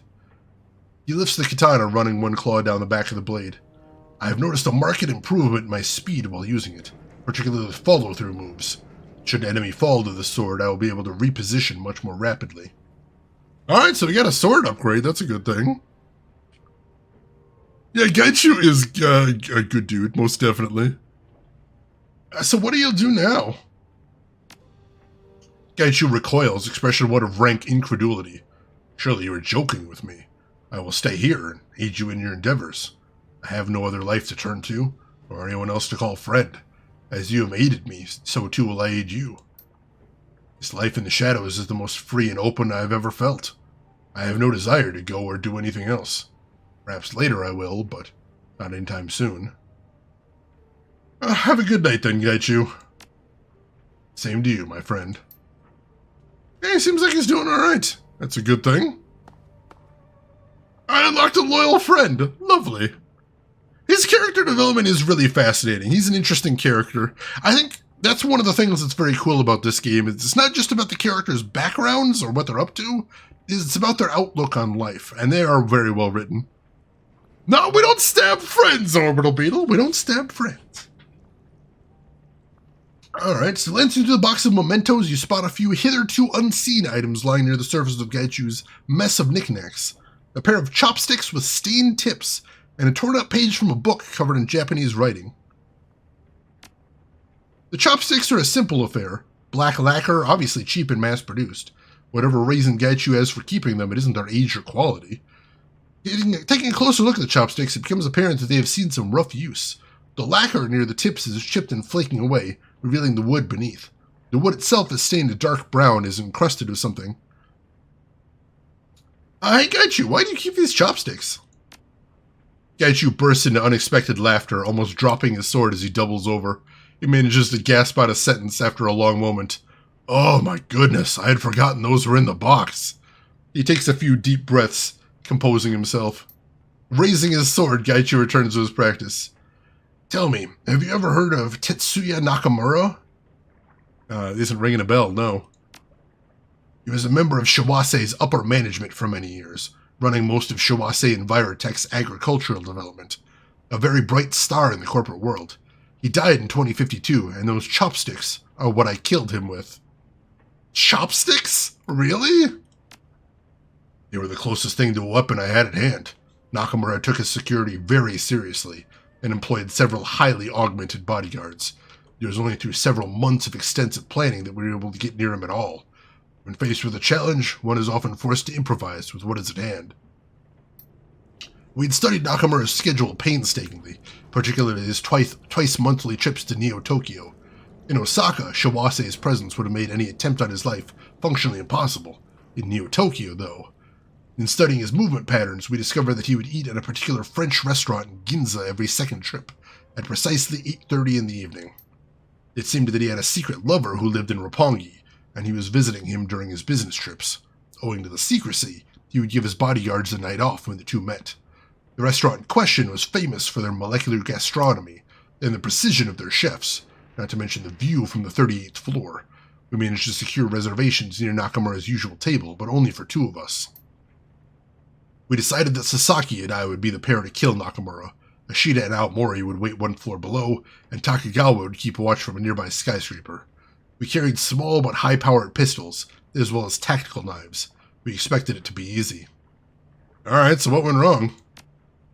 As I rose to draw my pistol on Nakamura, his lover somehow knew what was happening. He shrieked bloody murder and burst into flames. We discovered after the fact that he was a very powerful mage, but we hadn't discovered this in our surveillance. Somehow he managed to throw a barrier over the two of them that deflected my bullets. When I pulled my knife, it had turned red hot. I was forced to drop it. Saki engaged him in a contest of wills. I am not sure how that kind of magic works, but could not shatter his barrier. She was too busy dodging the lightning bolts he was throwing, and since the flames had set off the fire system, well, it was not easy. Nakamura broke and ran, and I pursued him. He had a small holdout pistol, a PB-120 or something similar, and I grabbed the nearest weapon I could find.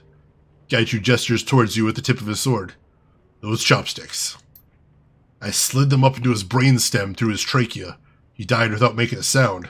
Not that I would have been able to hear over the sound of Aomori's machine gun rattling away one floor below. Apparently the bodyguards were not truly given the night off and were still nearby. How did you get out? With the windows blown out, we fast roped down the side of the building and disappeared into the night. It's not the cleanest job, but it was very memorable. I still remember the smell. Ozone and bechamel, mixing with the cordite, and I'm not going to try and pronounce that. I will get it wrong. Argent Coyote, that would be a bit too many genres mixed there, quite possibly. How are you doing today, Argent? Hope you are doing well. Glad to have you with us. I need to blow my nose real quick, though. I will be right back. Don't go anywhere, folks.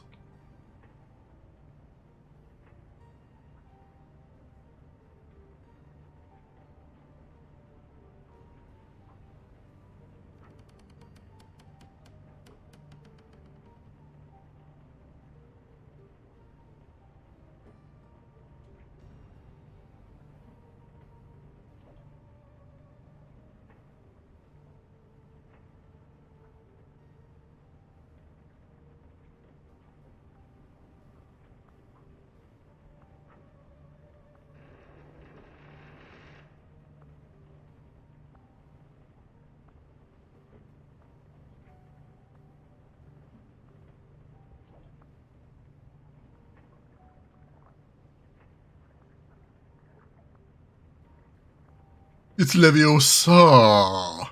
Leviosa.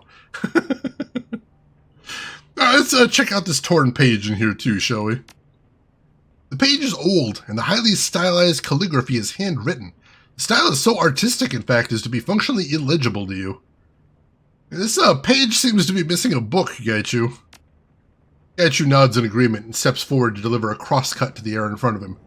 Yes, but that page is all I wanted from the book. I look out from the cloudless mountain at moonlight on the sea. Its islands, so many rents in a sheet of rice.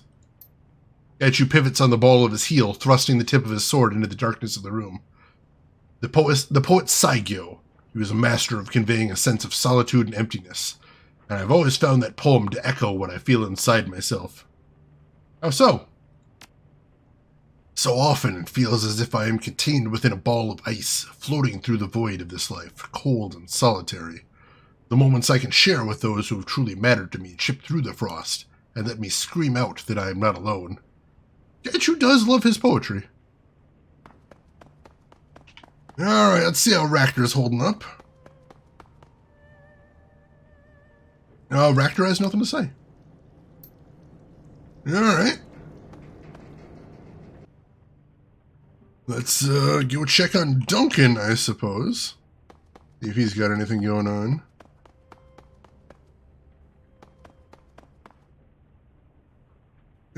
Duncan does not have anything to say either.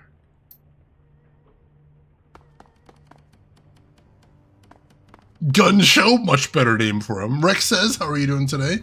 Hope everything's going good with you. Yeah, I love the party in this game. This party is fantastic. You enter Isabel's cabin to find her jacked into the octopus. Her body slouches motionless, tethered to the machine. The computer's large display flickers to life again, just as it did last time. Isabel's avatar fills the screen. Oh yeah, this is basically the same conversation we had before, so I'm just going to move through it as we did before.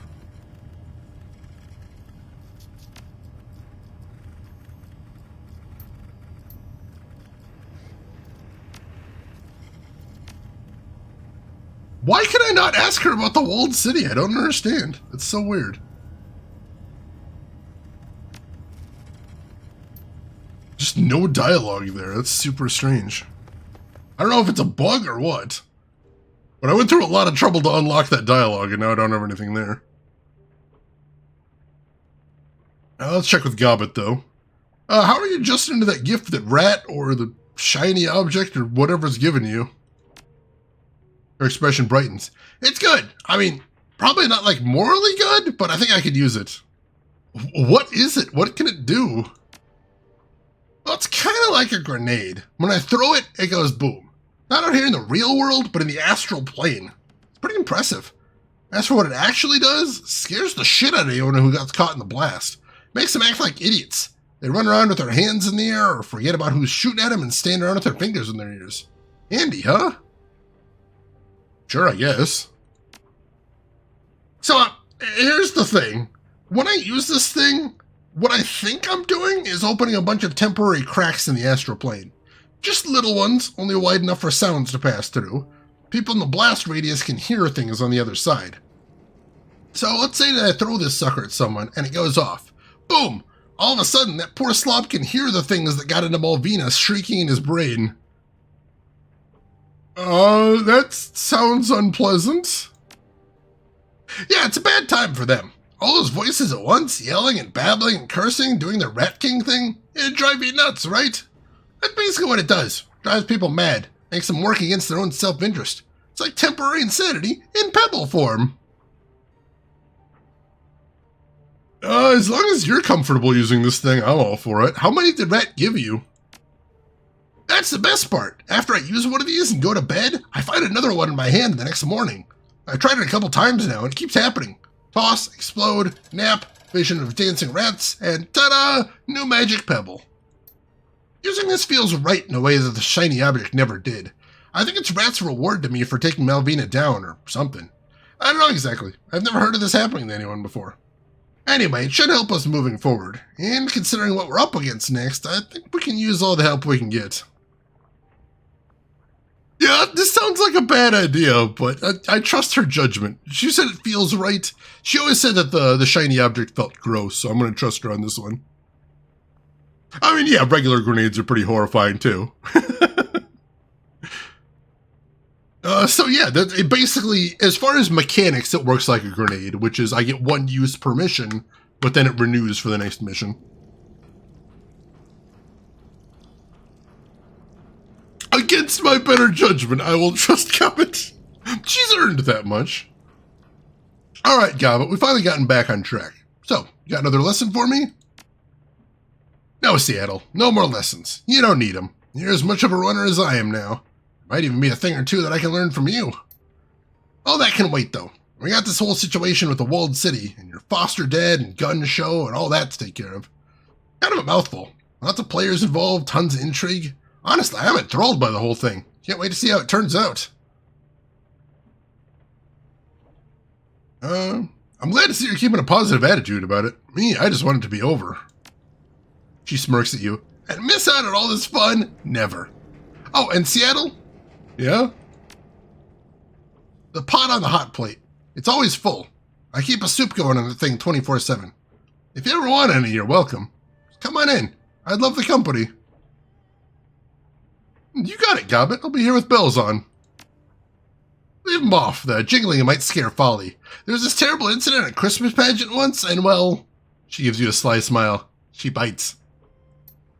And now, Seattle, if you'll excuse me, I'm going to crash out for the night. Maybe sleep through tomorrow and get up when the sun goes down. That sounds nice right about now. Yeah, tell me about it. Still smiling, she waves you off with the back of her hand. Scurry along now. Your former mentor needs her rest. Gobbet's doing good, at least. Astral Void Juice. Always good to have some comic book protectors, most definitely. Yeah, the gun show nickname is so good.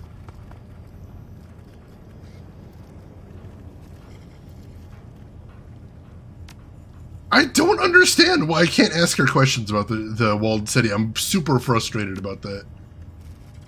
I feel like that might actually be a bug, and I don't know what to do about it. Alright.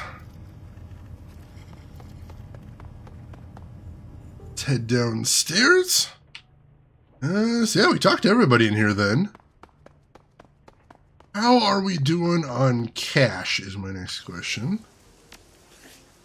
Ooh, 2,600, not bad. Alright, so... got a couple things I want to check out. Let's start by talking to Spider Shin. See how she's doing.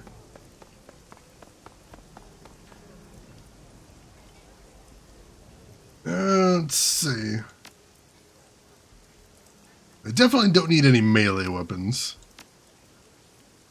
Alright, no, I don't need anything from Spider Shin. Alright. Let's head over to the magic shop. I think I've actually got enough cash to buy a new spell this time, which will be nice. Now, I got my eye on one in particular. So we'll see if I can pick that up today. And of course, I'll see if Crafty has anything new for us.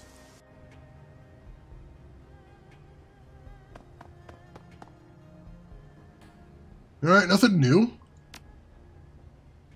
Alright, so...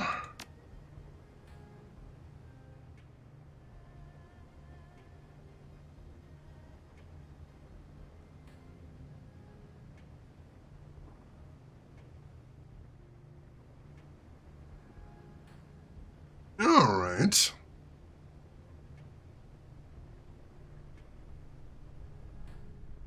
I definitely wouldn't mind having the imbued hermetic fetish. +1 willpower, +1 spellcasting just for having it in my inventory. I like the sound of that, but that's also 2,500, so that is a lot. Also, she has better armor today. Armor 8, that is incredible. I can't afford it, though. Alright, so...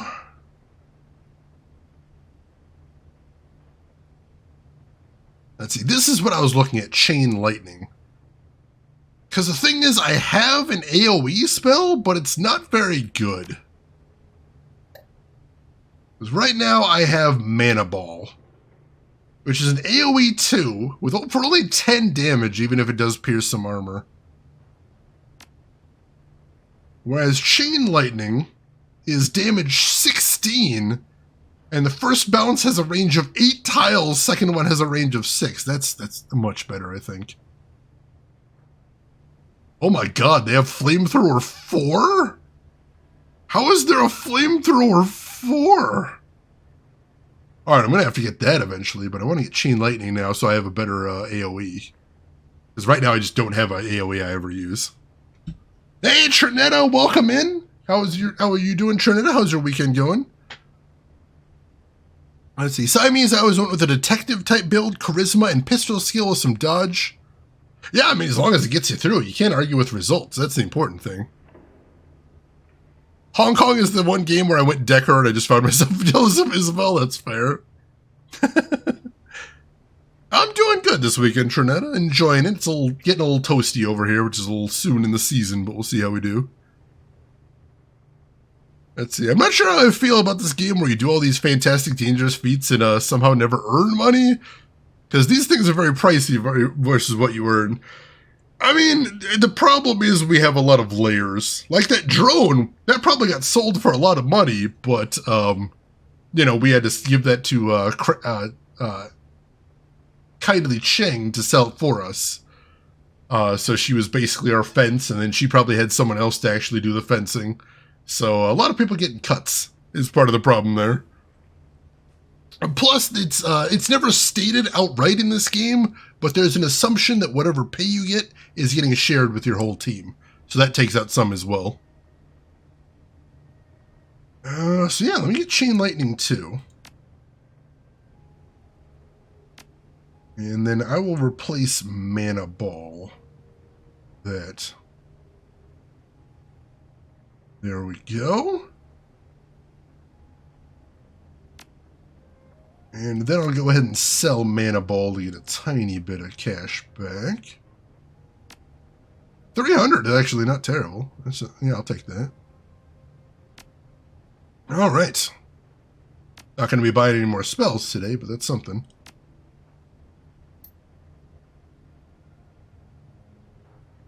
Yeah, you get upgrades. You do get upgrades, but you never quite get everything you want. This is very true.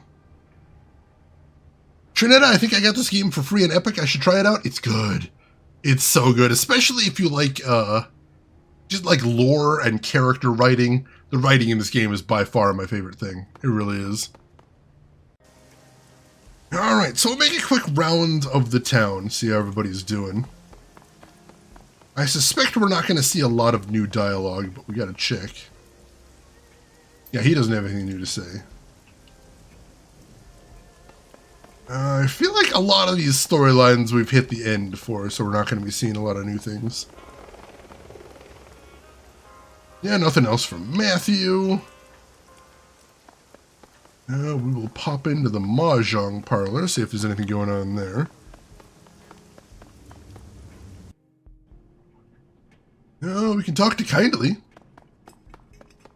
That seems dangerous. Nope, she doesn't have anything to say. Alright. We'll see if Maximum Law has anything new to say, I guess. I think if anybody has anything new to say, it'll probably be the Ka-Fais and maybe Ambrose. Although Ambrose, we might have just finished his storyline. So the troll was just about to be a pirate, and then I'm like, please don't do this. And then he's like, I'm going to think about it. So we might actually find out right now. Alright, no, Maximum Law doesn't have anything new to say. Yeah, let's go see what's happening with the Ka-Fai family.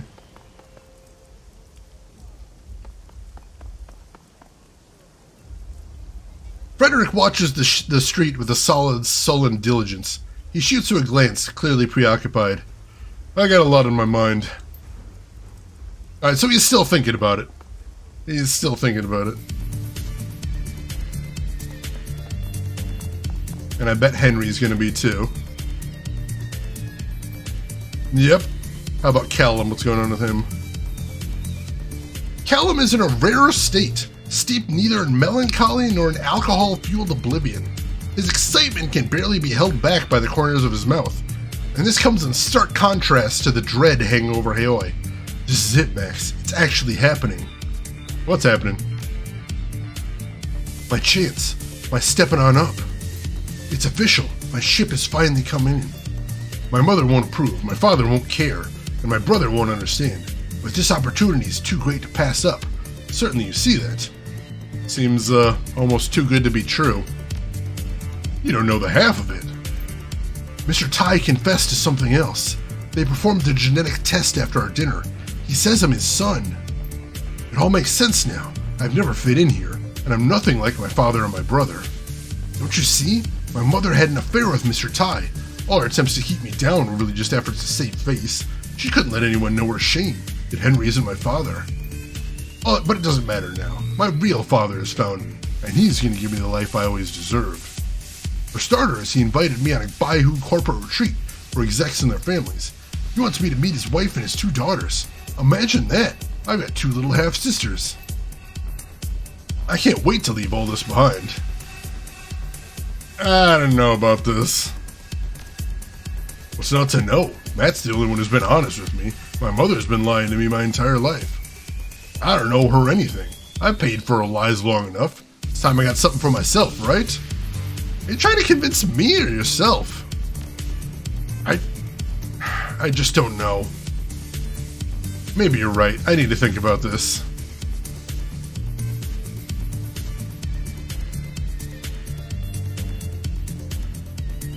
Oh, I don't want to push him too hard because I worry that won't work.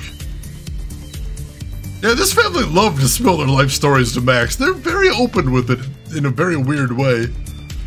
As the arcology turns. Oh my god, that is a Doom guy twerking emote. That is incredible. Perchance, welcome in. How are you doing today, Perchance? And some guy in a hat, I don't know if I said hi to you, but hello, how are you doing?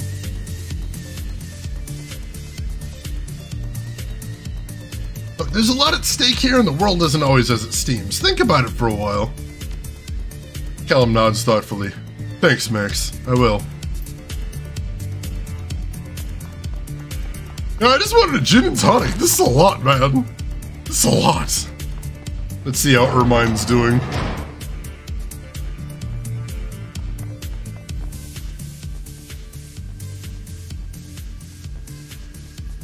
Maybe another time.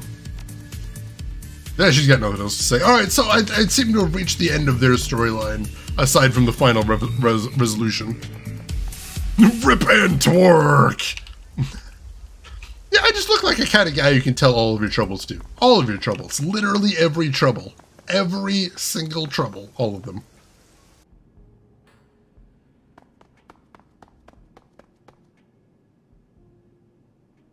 Alright, he's got nothing to say either. Alright. I think we have time for a second run today. Excellent.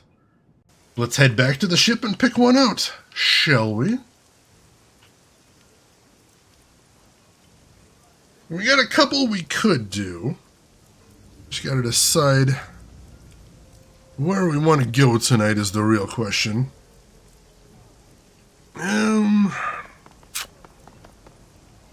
Let's see. Let's see what we got available to us, I suppose. Let's start there. Open the jobs directory, view all pending jobs.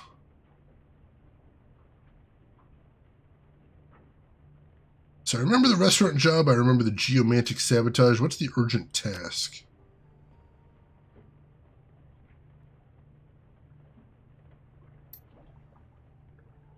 Oh yeah, it's that weird weapon thing that she mentioned. Alright. Kind of forgot about that job.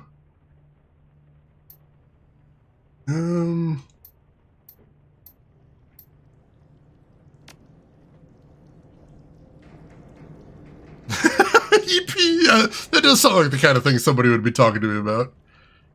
Let's do the geomantic sabotage. We've waited on that for a very long time. So I'll go ahead and read the description for anybody that forgot about it. Geomancy is big business in the free enterprise zone. Here in Hong Kong, feng shui isn't just the act of rearranging your kitchen to make things look pretty. The fortunes of empires rise and fall with the ebb and flow of qi, and sometimes that flow needs a helping hand. Wu Xing Incorporated are the preeminent practitioners of large-scale qi manipulation here in the free enterprise zone. They've gone to great lengths to channel qi from all over Hong Kong into their headquarters, an enormous monstrosity that they call the Wu Xing Sky Tower. There, it is focused and transformed into good fortune through the building's geomantically attuned architecture and interior decoration. Our client believes it is time for Wu Xing's good luck to run out. You are to infiltrate the Sky Tower and disrupt the flow of qi throughout the building, but you are to do so in two distinct fashions. First, you must disrupt the feng shui of the offices by subtly altering the environment of that level. This will consist of minor adjustments of desks, spilled water, and other small activities that are unlikely to be noticed. Ordinarily, even subtle disturbances of this nature would be noticed. This is why the client wishes you to make a much louder demonstration on the rooftop garden. The garden is to be ransacked, utterly destroyed, set fire to things, uproot trees, that kind of thing.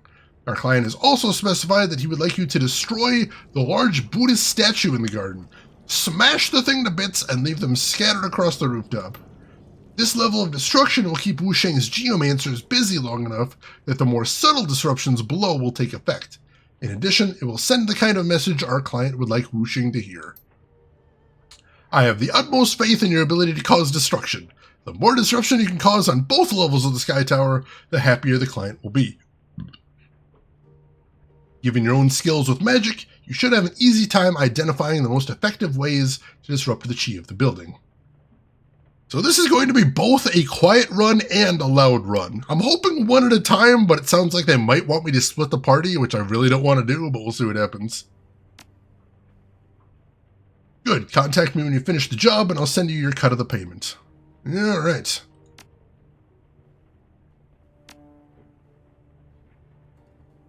We have our job. The fabled double run. It's happening. It's happening. Yeah, every time something says urgent, it's like, do that last. Do that very last, because that'll advance things, and I don't want to do that. Stealth! I'm not good at that. I'm really not. Quiet loud. The more interesting version of quiet, personally. So I'm hoping that what we have to do is do the quiet part, then go up and do the loud part, and then get the heck out of there. But we'll see. We'll see. Yeah, this game isn't very good at stealth, but I think the stealth part here will mostly be fast talking, which my character is pretty good at. So we'll see what we can do there. I'm gonna make one. Ooh, we didn't spend any of my points. All right, let's spend some points then. Let's spend some points. So what was I looking at before? I do want to get some spirit summoning. That wouldn't be a bad thing to get. That's 6 points right there. I think we're good there.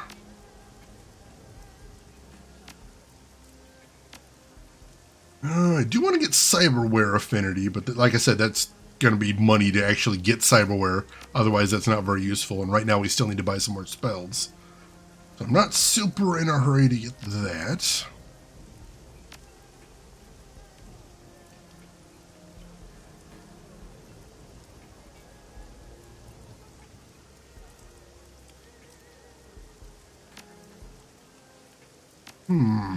Alright, so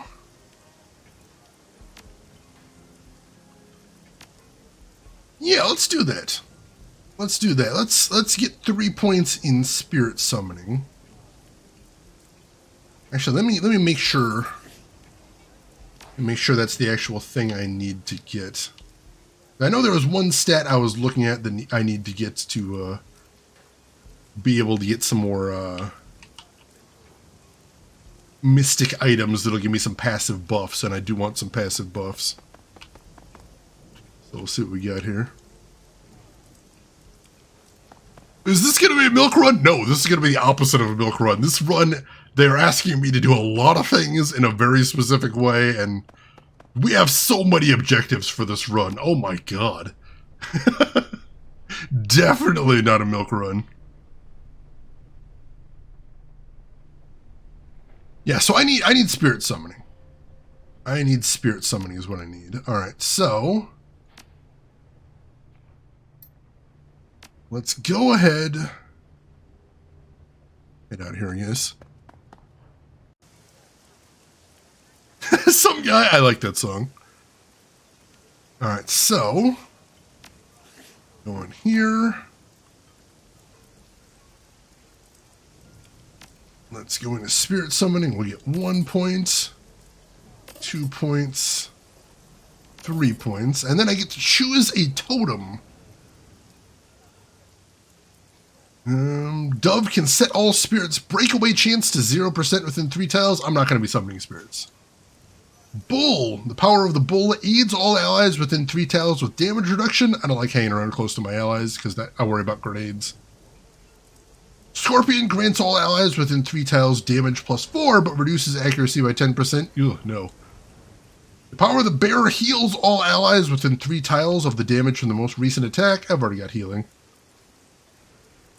Cat grants dodge +1 for 3 rounds to all allies within 3 tiles. Not terrible. Coyote grants all allies within 3 tiles quickness +1. Not bad. Eagle, the power of the eagle boosts all allies within 3 tiles with a +15% chance to hit. Alright. Raccoon grants a movement bonus of +2 tiles. Don't really need it. Cobra grants a passive benefit of +1 damage and +5% accuracy. Not bad. Boar grants a personal passive benefit of +15 HP. Not bad. Fish grants a personal passive benefit of -10% chance to be hit. I like that. The leopard grants a personal passive benefit of +1 movement and +1 armor. And that's all of them. I think I want fish. -10% chance to be hit sounds amazing. I mean, I'd like a raccoon, but do I want the raccoon totem is the question right there. Rotate every desk exactly 3 degrees?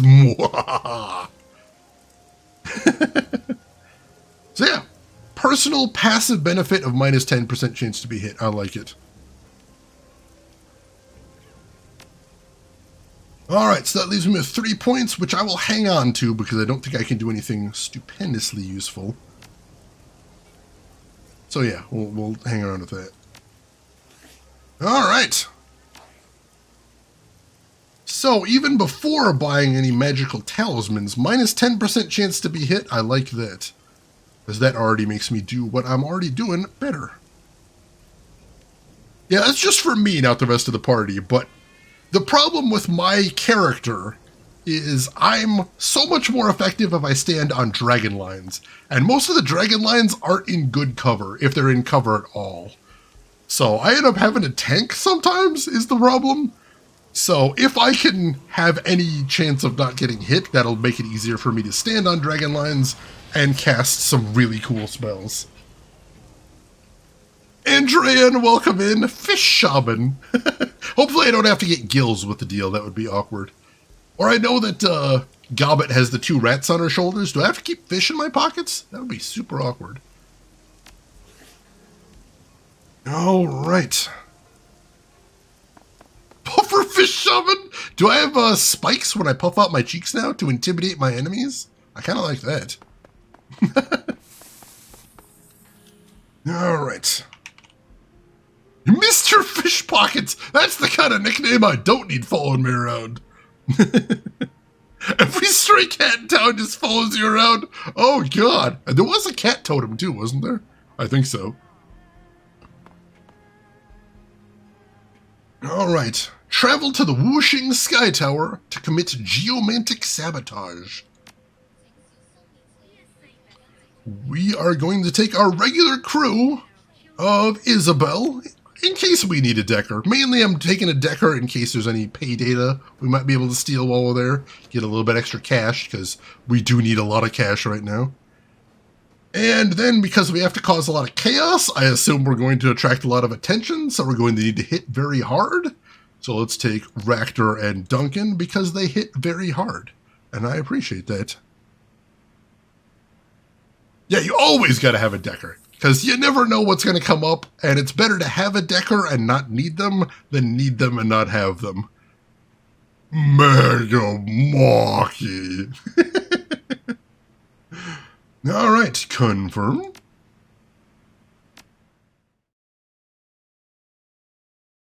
Let's see what we got. She does have a grenade launcher. We can have some fun times with that. The subway flies over the tracks towards Aberdeen. Monsoon humidity clings to your skin as if it's followed you from Hawaii. Or perhaps it's simply sunk this far into the earth, penetrating stone and machine, rousing the acrid smells of Hong Kong's underground in its wake. You've been handed a promising job, geomantic sabotage, with a single objective: disrupt the flow of whooshing chi to destabilize the corporation. Your client is especially keen on the idea of Wuxing's famed geomancy being used against it, the ultimate humiliation. While the corporate office's space is a free game, the main target is Wuxing's treasured lotus statue, which resides within a temple on the topmost floor of the monolithic building. Your client's instructions are clear. The more damage you do, the worse the chi, and the better the pay. Oh, so this is a sliding scale. Interesting. All right, so I have all my big spells. I'm feeling good about that.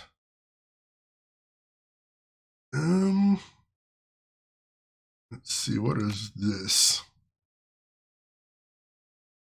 I'm not going to use that in the slightest. So let's put that over there, and I'll take another med kit with me. I never have too many of those. Should have brought all the nades on this one. I mean, we do have a lot of firepower with us, so I'm pretty happy with that. I'm familiar with the name. I don't think I've ever actually watched that one, though, Lost, but I'm familiar with it. Or just like property destruction? Property destruction. We're going to burn the place down. Ask Galbert if she can start a rat's nest in the vents. I don't know if the rat totem would like that, though, is the problem. All right, confirm.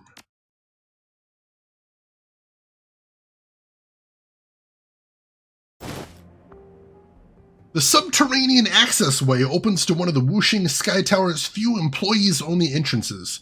As the only underground access point to Wuxing's restricted levels, security is tight. It's unheard of for unauthorized personnel to reach the upper levels. Naturally, that's where you're headed. Duncan presses a slip of laminated plastic into your hand. A grainy black and white reproduction of your own face stares back at you. The rest of the card is filled with a barcode. He lowers his voice to a deep grumble. Cheng, why did you have this? Spoofed credentials, fresh off Maximum Law's card printer. They look legit. Probably get you past the front door, if nothing else.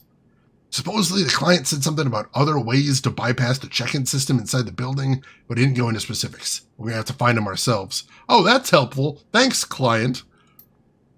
Almost on cue, a sturdy Wuxing security officer peers up at you from behind the desk console. Evening, sir. Swipe yourself in. He gestures to the ID scanner in front of him. We can go loud immediately. We're not doing that. Hi, I'm here for peaceful matters. Is that a grenade launcher in that dwarf's hands? No? Yeah, let's try my spoofed credentials here. He looks at his console, then back at you. His eyebrows rise as he observes your company. You realize your credentials only allow you access through floor 10, right? Of course, I have some new credentials with guest privileges waiting for me inside. That's why I'm here, to pick them up. The officer nods curtly. Right, go ahead and grab your new creds at the check-in terminal. Have a good night, sir. Well, there we go. We're off to a good start already. Yeah, that is some action movie shit. I love it. That is a very limited edition Pringles can grenade launcher. No! Why would I have a grenade launcher inside an office building? That'd be crazy. Alright, sorry, I need to blow my nose again. I'll be right back, folks.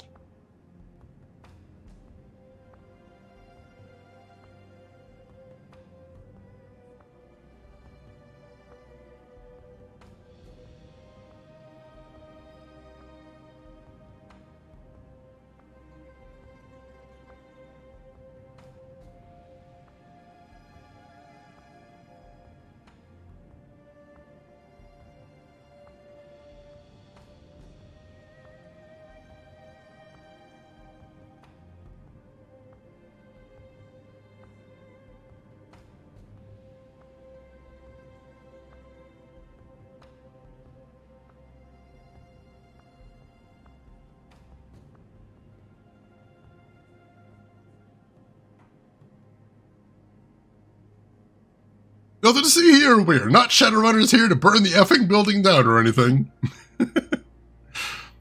There's no Pringles 3. We've only done 2. It's obviously confetti cannon or a t-shirt cannon. We're here to spread joy either way. All right. Let's have a look-see around here. Employees only beyond that point. I like that. Whooshing employee check-in over here. There's another guard right there.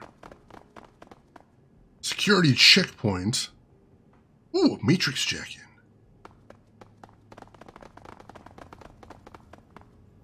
Isabel, if you please.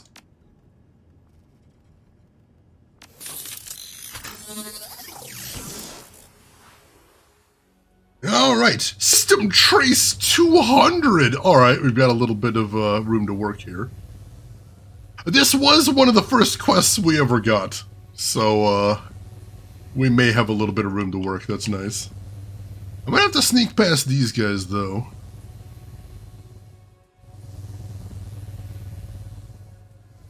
I do see a break in their pattern.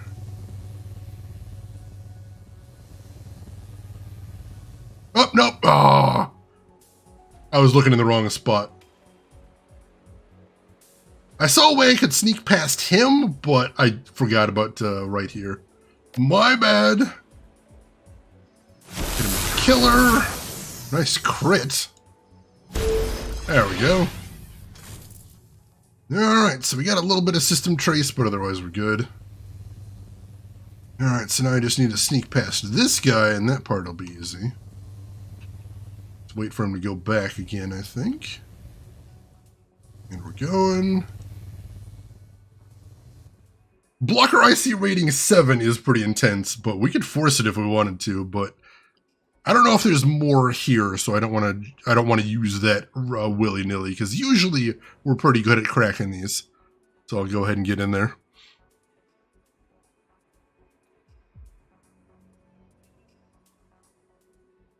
How did anyone get less than a minute on that run? There's video. Don't forget there is video, and some of those videos are horrifying.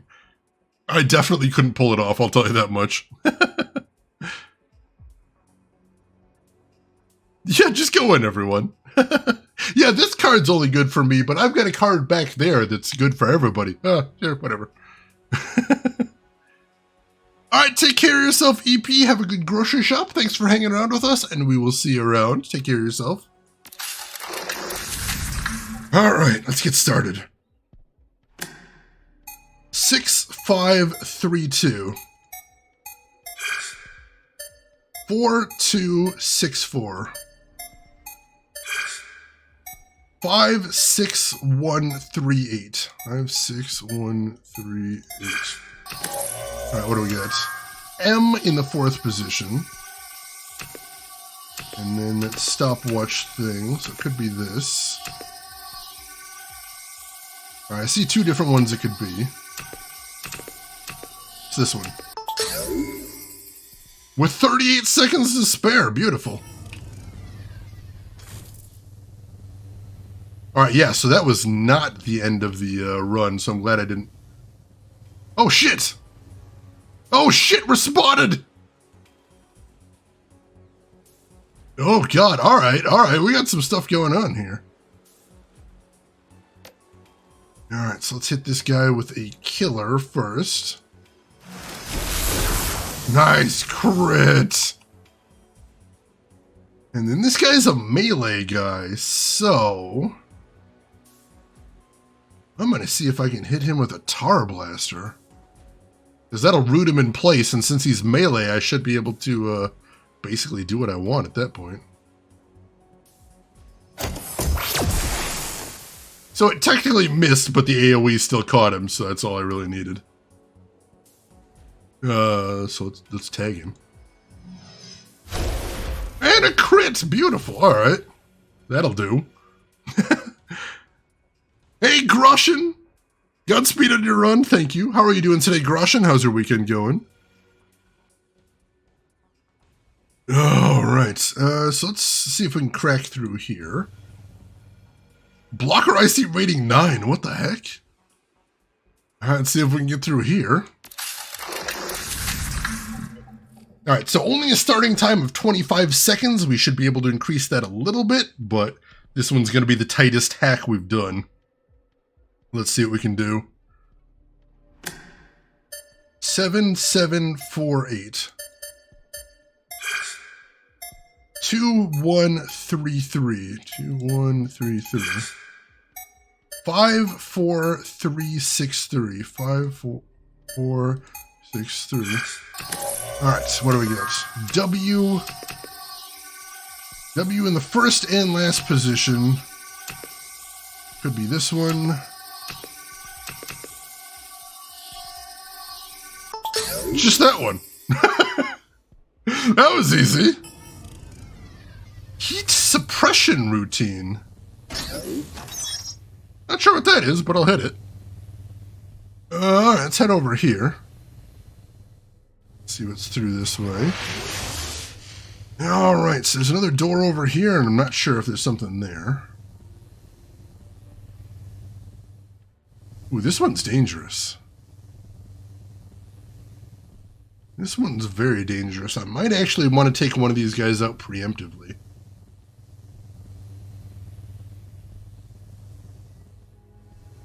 Oh, see, that's a good gap right there. They seem to have very long routines, though.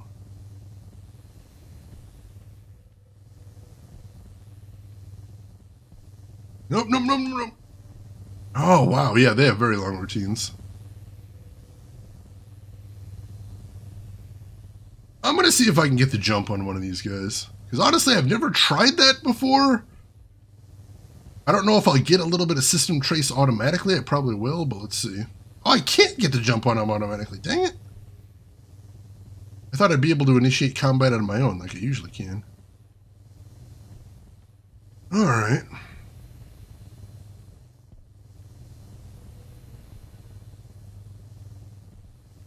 Yeah, these guys' patterns are super weird.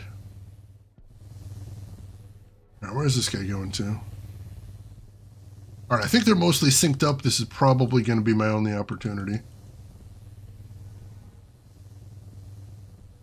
And I got spotted by him. That's unfortunate. But we've got the trace to spend. Zap him with Killer.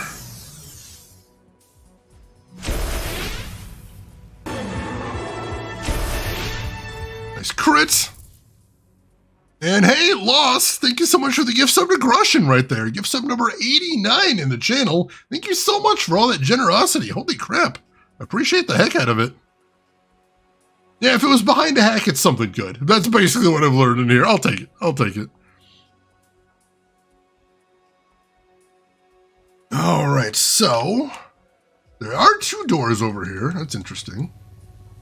Let's head through here first. Oh, jeez! Oh, God, I don't know what this is, but this is a lot of bad guys. This is a lot of bad guys. What the crap?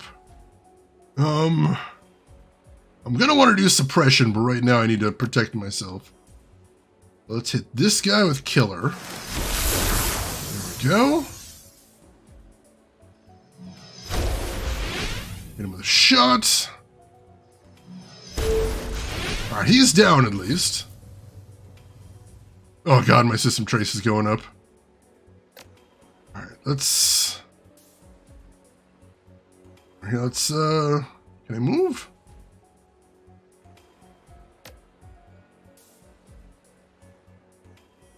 Yeah, this will break line of eyesight at least. So let's head up here.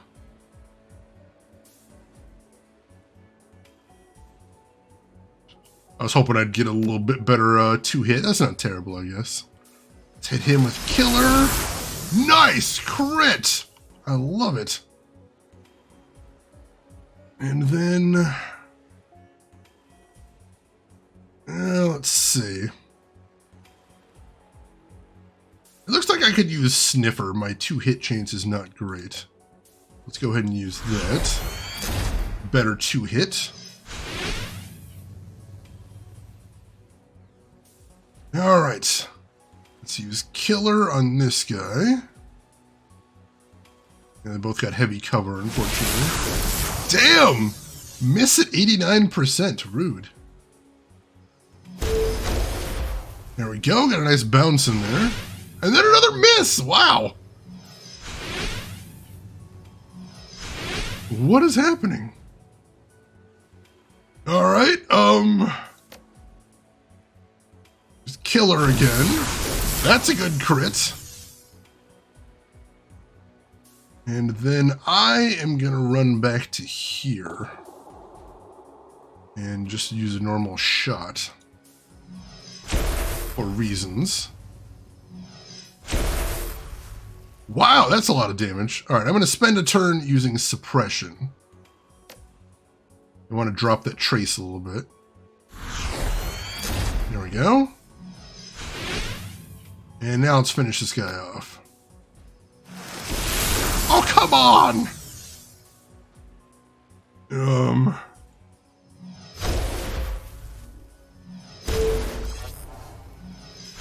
Dang it!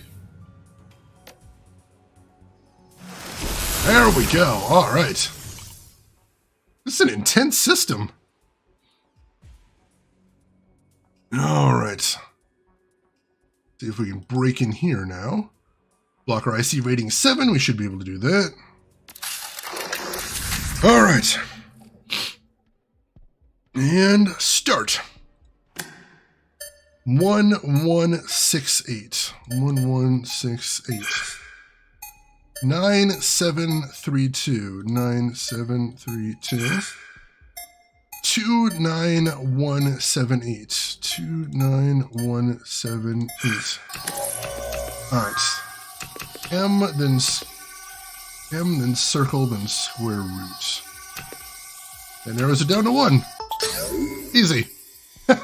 With 44 seconds left on the clock. Access administrative override. I like the sound of that. Mission item added security override. Ooh. I bet we can have some fun with that later. Alright, next up we need to head over this way, see what's going on here. And I don't know where, I assume I have to go past all these guys. Oh, that is a big gap right there in the center. There's 3 or 4 of them though.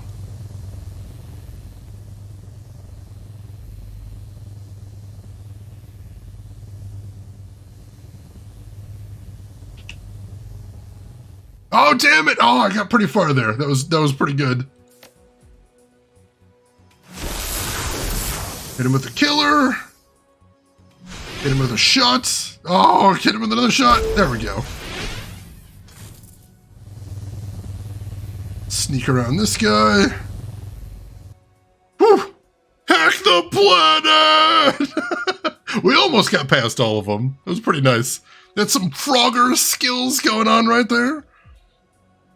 Mess with their cyber shui as well? Change all their desktop backgrounds? No. We're going the nuclear option, perchance. We're going to move where all of their shortcuts on their desktop are. So they won't be able to actually find where any of their shortcuts are. They're still there, but they're in different places than they remember them being. So their muscle memory will completely fail them. That's too far. No, they deserve it. Probably. Change their screensavers to flying toaster? That's an upgrade. They don't deserve the flying toasters. I think the experience have gotten to Shane. It is pretty monstrous, I'll admit. Their default browser is no Firefox? My default browser is Firefox. I recommend Firefox. I like it. Change it to IE8. That would be the evil thing there. Hey, Toastman, welcome in. How are you doing today? Hope you're doing good. Anyone using desktop icons frankly deserves it. Oh god, I have like 100 desktop icons. What's wrong with that?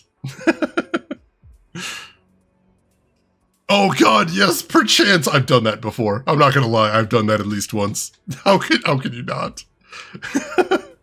Bibliophilus, welcome in. How are you doing today? You make a batch file that opens another batch file that opens the first batch file and put it in auto start. That's diabolical. Oh my god. Alright, let's hack into this thing. I think this is going to be just pay data, which isn't spectacular, but like I said, we do need money, so I'll take that.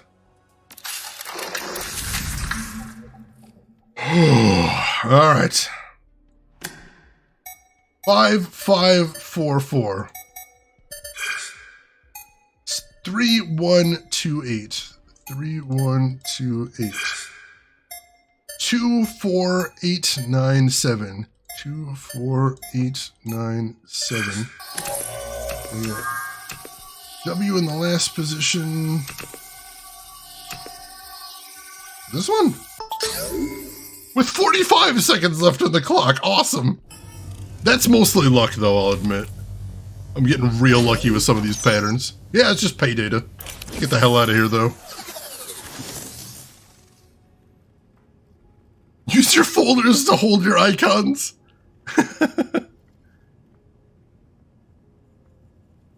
I'm in. All right, so we had some good times there. I like that. I want to get to this security checkpoint if we can, but I don't know if I'm going to piss off that guard if I try to go past him. We're going to try.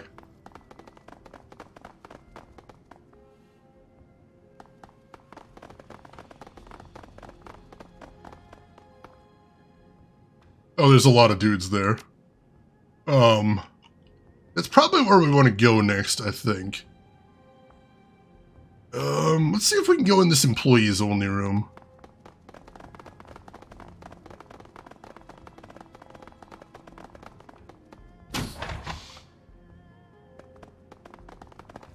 Dude we can talk to. Not who isn't a security guard, I like that. Time to bring out the smooth talking, which I am good at. And my characters, too. Yeah, we're all just hanging around the deck, and we're like, I really hope she doesn't get dumb shocked. Oh god, Bibliophilus, that's fair. I can respect that. Take one meat damage, not my meat! A couple of wage slaves amble about their business inside the corporate locker room. The closest man to you flings a jacket into a locker, then turns towards the showers. He stops short when he catches sight of you, and his weary eyes widen in surprise. Ah, good evening. He glances behind him, and assured by something, turns back to you with a smile. I'm Charles. Haven't seen your face before. Are you new here? New to this building. Charles sighs. I know how that goes. Pretty new here myself, still learning the ropes. Any tips for a fellow neophyte? Yeah, the upper floors are off limits, highly restricted. He glances around, lowers his voice. Not sure what's happening up there, but only company execs, security, and maintenance have access. How often do they end up calling maintenance? Seems like every hour. You can sometimes hear the workers tromping through the hall. Surprised they haven't built an express elevator for the department yet since they're on call 24/7. Gotcha. Thanks for your help. Anytime, friend. Good luck. Alright, little bit of information there. I'll take that. Meat check? Yeah, I'm just here to trash the place. Oh, God. Let me talk to this guy. The guard watches you with suspicion as you approach. You seem confused, sir. Something I can help you with? Oh, God. Do I try and get into the maintenance room? That seems like I might be pushing it. Do I risk it? Yeah, I need to get in the maintenance room. His eyes narrow. Are you with maintenance? Hey, are you telling me that after my 9 years of working here, you don't recognize me? What kind of half-cracked guards is whooshing hiring these days? The guard hastily scans your face. I don't... please forgive me, sir. Just let me see your ID and I'll let you through. She examines the card. This doesn't give you access to our maintenance facilities. If you're with another whooshing maintenance crew, your ID won't work here. Only in your jurisdiction. I can't let you through. Damn, that almost worked. Let's check the employee check-in right here. Ooh, use security override to gain administrative access. Welcome, admin. Alter existing credential clearance. Permissions granted. You are now able to alter the existing information and clearance level of a Wuxing employee ID. Alright, alter my spoofed ID. Excellent. See if we can get into the maintenance room now. Just clock it in. Alright, have a nice day. Well, that worked. To the maintenance room. An oil-blotched dwarf half-heartedly scrubs at her hands above a sink. Her ragged clothing resembles a paint canvas covered in multiple hues of mechanical grime. With a slight turn of the head, she looks towards you. Need something? I'm lost. Can you help me out? Not an information desk, friend. I do real work. Alright. See what's back here. You see an assortment of items scattered in a cart, but you find a badge that belongs to a maintenance worker.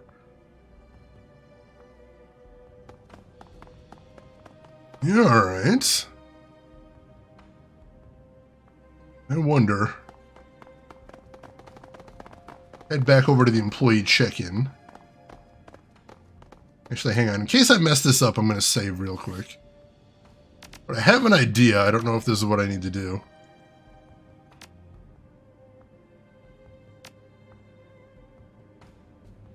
Yeah, the narration is really nice. I enjoy it. Just the writing in general is really charming. Let me get caught up right here.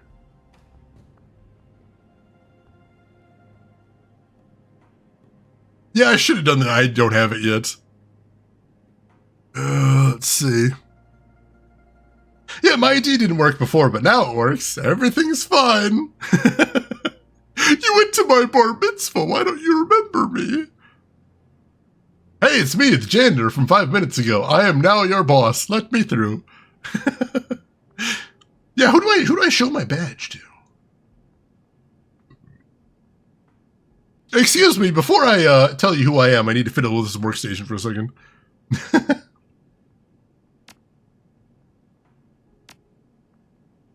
No, nothing else to do there.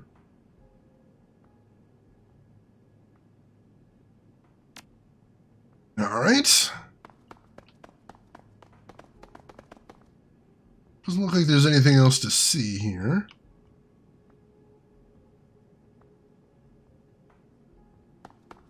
Alright, so let's use the checkpoint here.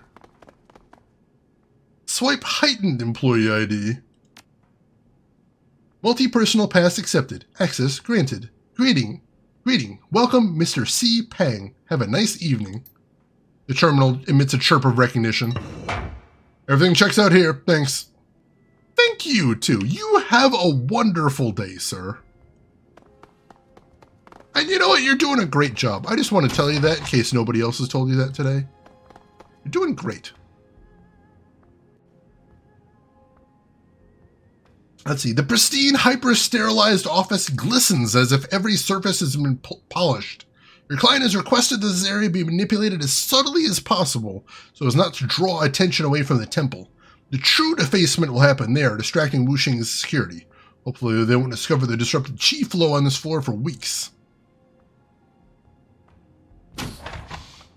Alright. We'll see what we got going on there.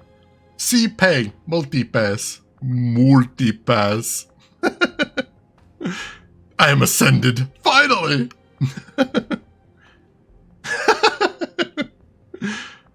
Real talk, how many janitors would you need working how often to keep a floor that big polished? Oh my god.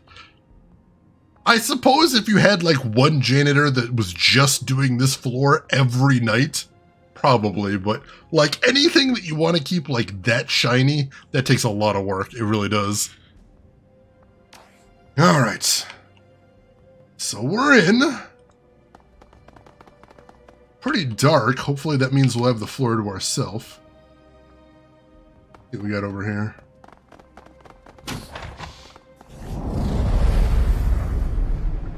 Oh, alright. I don't know what I did, but it disrupted the chi.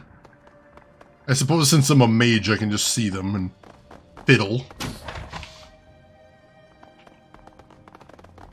Power junction.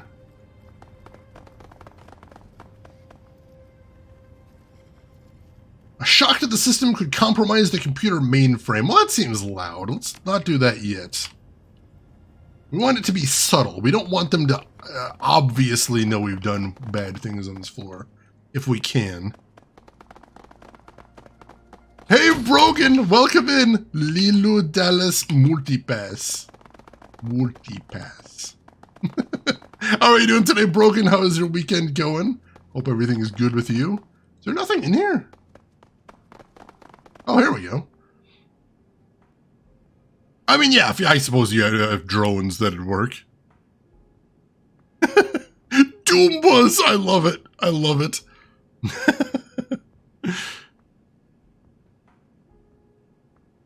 Oh god, Hellion, that's frustrating. I'm sorry to hear that. Smidge hungover? Well, hopefully that means yesterday was fun, too. I'm doing good, though. Mwaha! I have moved the divider, but only a little bit.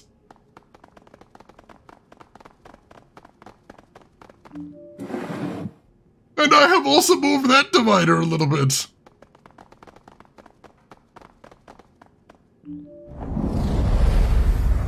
And that divider, ooh, mess with the desk. Ha ha! Chaos reigns! This is my kind of Boy Scout style chaos. Let me just move his desk a little bit. Oh, that'll piss him off so bad. Oh man, I'm gonna move his cubicle wall just a smidgen. Yes, I am chaos.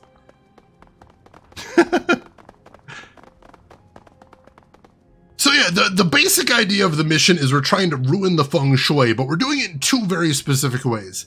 First, we go to the office floor, and we mess up the feng shui very subtly, as quietly and as subtly as possible. Then we're going to go to the rooftop garden, and we're going to blow it right the fuck up. So the idea being is they go to the rooftop garden, and they're like, oh, we need to fix all this, while they don't notice what we've done in the office building until their cheese all messed up. Anarchy! We shall become ungovernable. Alright, let's keep looking. Find some more things to fiddle with if we can. Ah, another chi point. Crack mirrors! Subtle, that'll work. Ooh, is there something back here? No, that looks like we could go back there, but there's not really anything. Alright. What is the objective here? That might be where the temple is back there, but I want to keep messing up the chi in here if we can. More plane chase stuff. Nice, nice. Oh god, I will, Groshin, I will. Hey, leave the pens unkept! You monster! They'll dry out! A prototype weapon sits locked in a stand. Its locking mechanism is seemingly tied to the weapon's operation and safety. Forcing it could damage the weapon. Let's not force it then. Wuxing Research Terminal main menu. Search Wuxing's floor plan documents. Amidst the documents, a few nuggets of information stand out. A section dedicated to the Wuxing building's Qi details the geomancy plans and renovations they've made to increase Qi flow. It appears that Wuxing has already made hundreds of minuscule and a handful of not-so-minuscule adjustments to its floor plans and building infrastructure. A recently updated file marks its project to add new water lines for the temple's fountain as complete. The document ends with a large list of future modifications that the company has queued for completion, all the ways to improve its positive energy output. Alright. Weapon manual and specifications. Alright, unfortunately I don't have what I need to get to the weapon, so that stinks. Alright. Well, that's fine. Hopefully seeing those plans gives us some more ideas for chaos to cause. Get out there and see. Is this the fountain? I don't see anything I can do to mess with it yet. Let's check in here.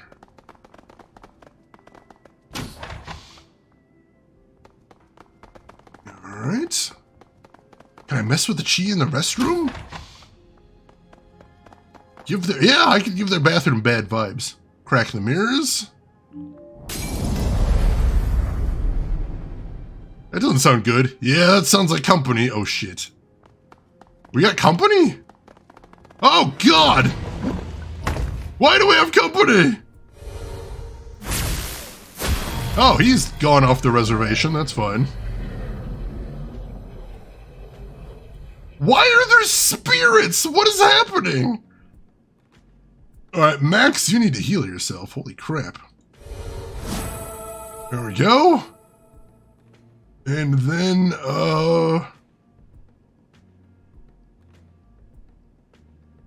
let's see. I'm like, if only I had Gaichu to unsummon the spirits. Oh, is it? I apologize. I didn't actually think about it. My bad. Yeah, I suppose, yeah, that context was not good. I apologize. I was not thinking when I said that. Yeah, I have the same thing, Grushin. It's like, I have a cup full of pens, but I'm pretty sure 90% of them are dead. Just kind of how it be, I suppose. Yeah, no, I wasn't thinking about that. That's my bad. I take that back. I apologize. Gone off the rails. Yeah, because this spirit, I don't... Like, he's attacking one of the other spirits. I don't know why he's attacking one of the other spirits. But for anybody that doesn't know about Shadowrun, when you summon a spirit in these games, sometimes they do what you tell them to, but sometimes they can break the control and go rogue, in which case they will try to kill you and your companions. I don't know if these are summoned spirits that are trying to kill their casters, or if they're just wild and attacking everything. Oh god, he's actually there. Oh, those. For a second I thought those were trash cans on fire. No, those are sconces. They're fine. Yeah, spirits break free of control very easily. That's why I haven't been playing a spirit caster in here. That's true. We might have actually upset the spirits by messing with the feng shui. That's very possible. Alright, how do I want to do this? Well, let's hit this guy with my best spell first. 4 damage? Why is it only 4? What the heck? Let's turn on Koshei. Koshei's back in the bathroom now.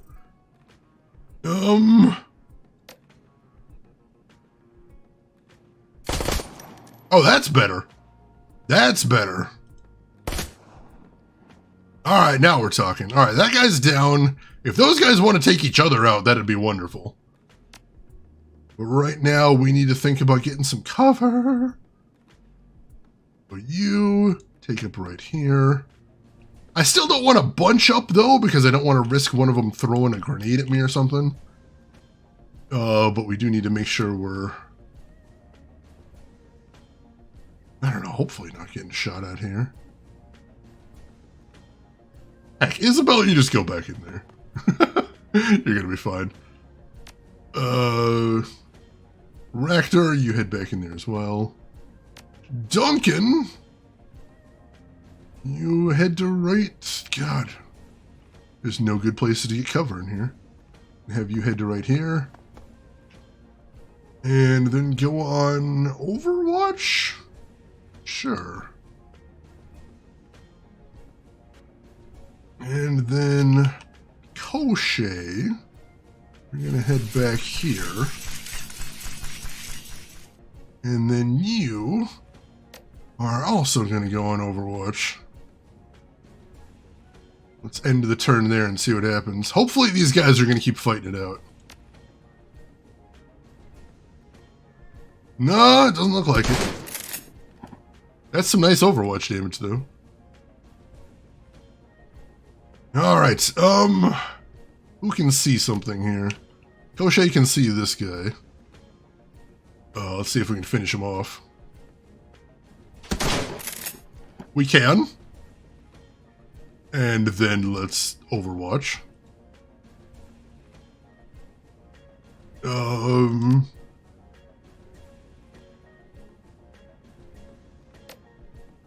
And Overwatch. And that should be fine for now.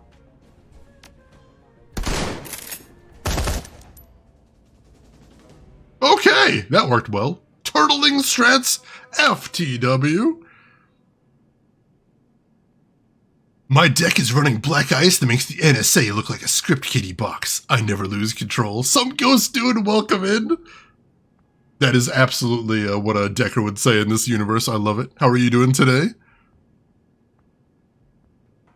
They went into business for themselves like a shitty wrestler. How dare they? How dare they? You gotta work your way up in the business, kids. 4 damage on a crit? That's scary. That is terrifying. Yeah, that went really good. I'm just like, let me just turtle in here and let them come to me. And that worked great.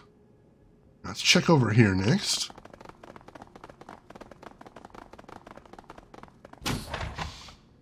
Alright, what do we have in here? Another chi point. Shift some papers. He'll never find the project he was working on. Ooh, wall safes. Ah, dang it. Unless I know the code, I can't get in there. Dang. Alright, anything else to see in here? No, nothing here either. Ooh, here we go. Squelch flames. There we go. Subtle but effective. Anything else in the main hall? Oh, geez. There's another spirit there, but I think we can get the jump on him. Let's do so then. Alright, Max. Run up to here.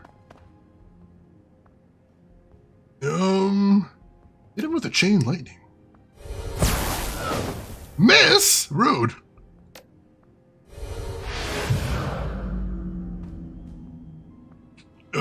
That didn't go quite as planned. Kind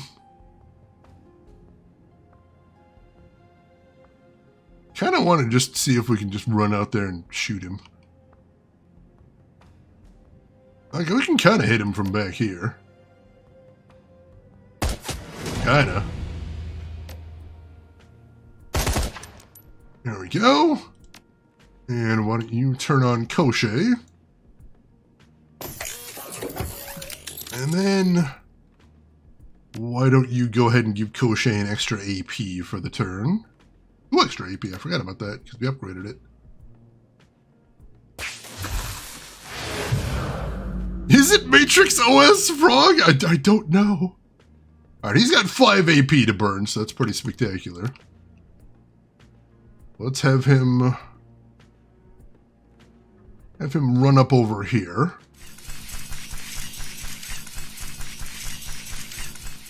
And see if we can shotgun this thing to death.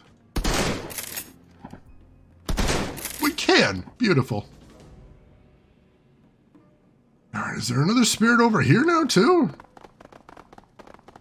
I don't want any surprises when we're trying to leave the building.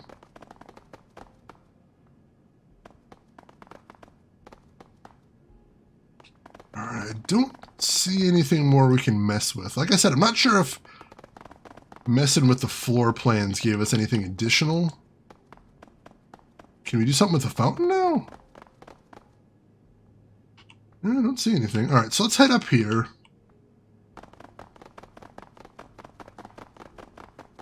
Yeah, I'm going to save before we head into that office. In case we can't come back out again. I'm hoping it's not some conclusion to this part. Is this your idea of stealth? I mean, none of the guards have been alerted yet. They said pretty much nobody comes up here, except maintenance dudes. So far we're doing okay. I'm doing good, some ghost dude. Thank you for asking. Always love watching some people play Shadowrun. This is my first time playing this one, too. We played the first two. I haven't played this one yet, but I'm enjoying it so far. It's fantastic. Solid Shane, if only. All right. What do we got in here? What is this? Ooh, another chi point too. Crack the windows! There we go. What is this? 8484 is the code to the safe. Beautiful. Let's go take whatever's in the safe then. Enter code 8484.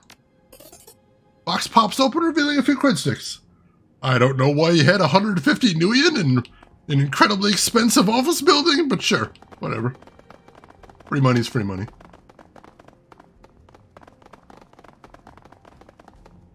Alright. See anything else to do in here? Let's search the desk. Temple access card. Alright, so we can get to the temple now. Haven't messed up the feng shui enough, I don't think. Yeah, we need to disrupt it by at least 50%, and so far we've only done 45. What else can we do then? Must be missing something in some of the offices. We can still overload the generator, but that seems like loud, and they told me to do quiet.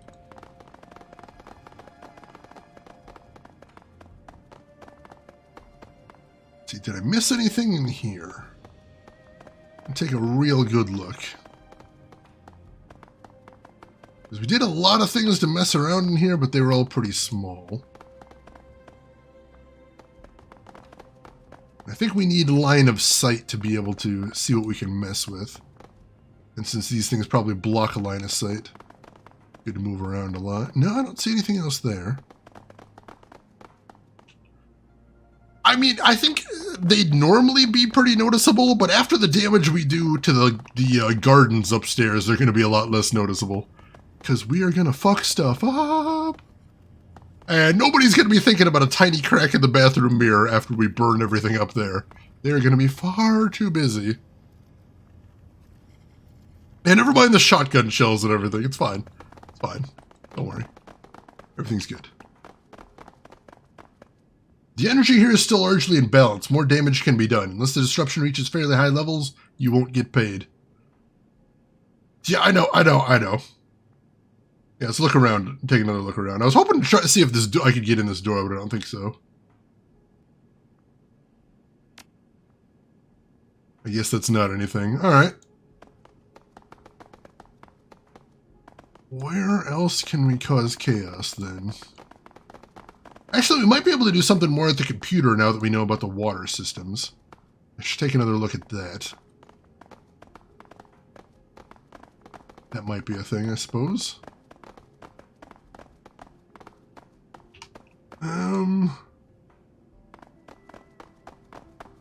Can always pee in someone lucky versus desk drawers? I feel like they'd notice that pretty quickly. That seems like a thing that'd be hard to ignore for more than, oh, I don't know, a second or two. Pee in the water features once again. I feel like they might notice that. Nothing we can mess with there. Check back in here. Nothing over there. Down here. Anything else in the bathrooms? No, nothing else here. I'm going to do one more check in the executive office, too. So, basically, this is a company that helps other companies improve their feng shui. So, we're going to mess with their feng shui. And it goes in two parts.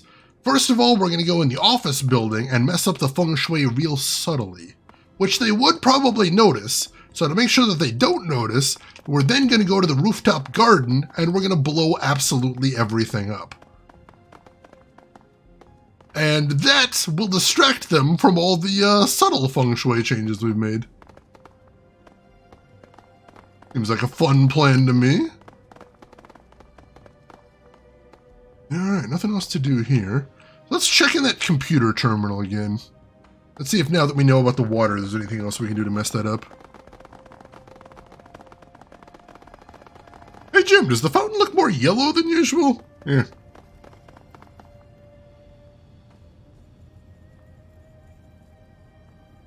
Yeah, I guess we're going to overload the generator. Oh we need the access code. Hang on.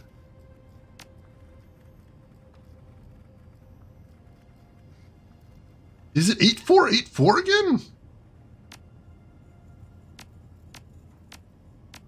It is. Overload the power settings. Looks like we've battered this place enough, Max. Just like our client wanted. All that's left is to trash the temple statue, and then we can leave. But the more damage we do, the more we get paid. I vote that we stay a little longer. I think we've done everything we can on this floor. I think the chi is becoming more and more turbulent. It has reached a point where this churning energy has a physical manifestation visible in the atrium. The disruptions are working. What the shit? Wow, alright. We've created an actual vortex of bad energy. Alright, well, if there's any question if it was working or not, we seem to be doing okay.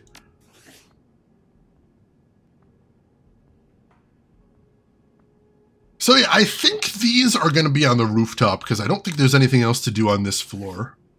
I'm going to save. I do want that bonus pay, I really do, but I don't think there's anything else we can do here. I'm going to take a quick look and see if there's anything we can do. Can we get it higher? I think we have to do that on the rooftop gardens. I don't think we can here. Yeah, let's head to the rooftop gardens next. That seems like a good hit. That might tip him off, but what's done is done. To the temple. All right. Now we disrupt the chi in here, and here we do it loud. Here we do it very loud.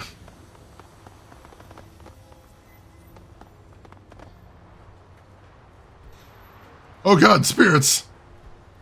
Oh, that's a lot of spirits. Oh, they look happy to see us.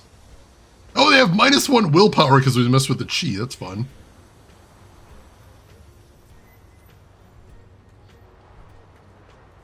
Alright. So I'm going to take up right here on this nice little dragon line. I'm worried about this guy on the dragon line. I should see if I can take him out first. So let's hit him with a chain lightning. Nice crit! If I can hit him with fire. Beautiful! Alright, so he's gone, and I don't have to worry about him messing us up on that line there. Let's see, next up, Duncan. Duncan, I'm going to have you head... I'm going to have you head over here. Still got line of sight, so that's good. Let's take a shot at this guy. Good. And I don't think a beanbag would actually work on him, so let's just take a shot.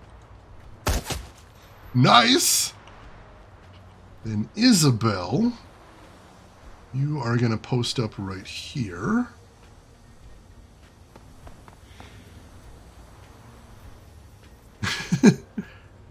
Oh yeah, glitter would be amazing. Oh my god, they'd never get it all out. Alright, line of sight to that guy blocked. Dang it. I wasn't expecting that. Alright, let's take a shot at this guy.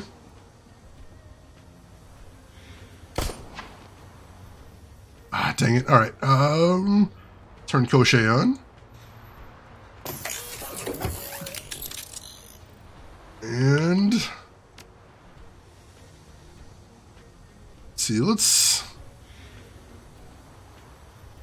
let's go ahead and give him his extra AP now. I think he's probably going to need it.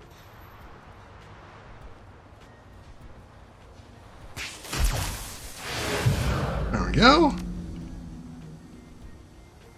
Have him roll up to right here. You can see that guy. Oh, let's give him better aim as well. Make the most of that extra AP.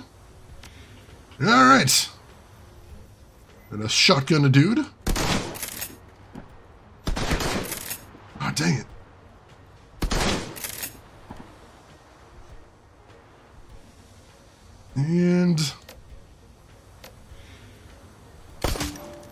Nice! That's another one down.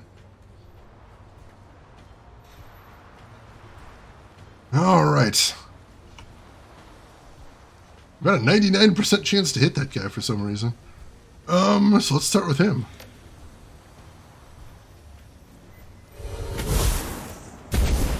$51 damage! I don't even need a spell for the second shot. There we go! And now let's hit this guy. Let's hit him with something big, yeah. Alright, it's everybody we can see, but I think there was another guy up here, too. So I'll have to be careful. Whew! Rose Guard, welcome in! Yeah, that was amazing. Really good to see there. Oops, sorry about that, Rose, but welcome in. How are you doing today? And LTG, how's everything going with you today? Glad to have you with us. Excuse me. I haven't actually heard of that one. Thank you for letting me know, Rose.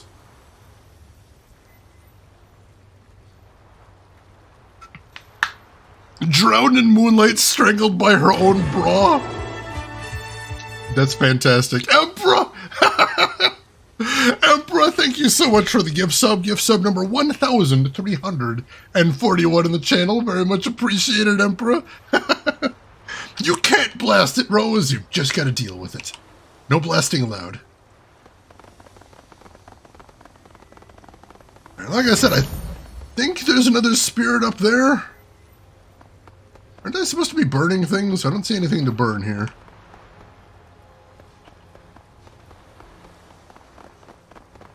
I do see that big vortex of bad energy there. And there is another bound fire spirit. Let's take him out while he is unawares for some reason. Alright, so... I don't have a spectacular 2-hit at this distance, unfortunately. I don't think anybody's going to. Let me throw down Wild Aim on everybody.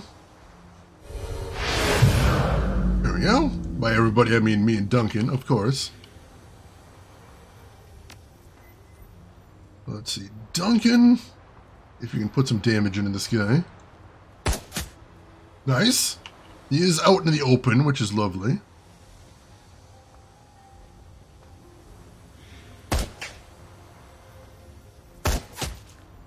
Alright, Max.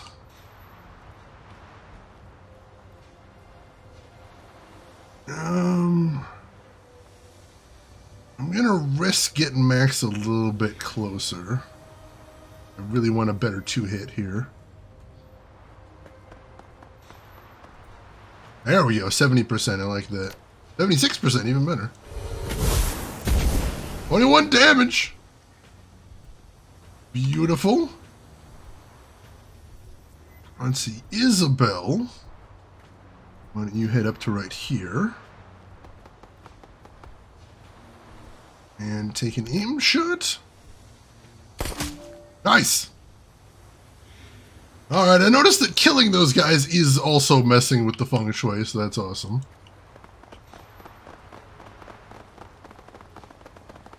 Is there anything else we can screw with while we're up here? 55%'s nice, but I feel like we should be doing more. I don't see anything to interact with, no. It's super weird. Let's see. Thanks for the stream. I'm off to be a bad uncle. The good ice cream shop near us is open for the season, so I'm going to stuff a Dece or two and then dump them off at their home. Have fun, everyone. Take care of yourself, Jonah. You're doing the uncle thing correctly. Thanks for hanging around, and we'll see you around. Alright, I'm going to save. Save right here. I mean, does anything happen if I walk through the terrible vortex? Nope, we good. Alright. I don't see anything to mess with. I thought we were supposed to burn this place to the ground. But let's desecrate a statue.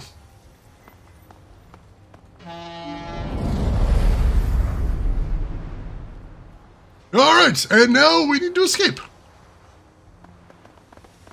Let's get the hell out of here. I wonder if I had a shaman with us, if we'd be able to mess with it more. Because the shaman would be able to see more things to mess with. Uh-oh. Oh, God, we got a security team. A well-dressed man steps forward, his peers staring smugly in your direction. His clothes are smart and clearly expensive, but lack the typical padding worn by guards and thugs. A quick look at his associates reveals the same style. Mages. On behalf of Wu Xing Inc., we've been instructed to prevent your further vandalizing of the company's property and assets. However, they never specified how, so I vote we do this the easy way. The mage motions to you with a flick of his wrist.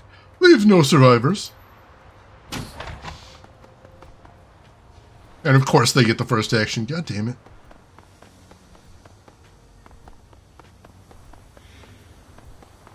At least they chose not to attack. That's a good thing.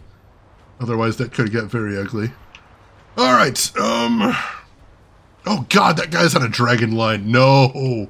No, that is not acceptable. Oh God, we can summon spirits here? That is messy. No, let's not do that. I see dragon lines here too. Can't tell what's where though.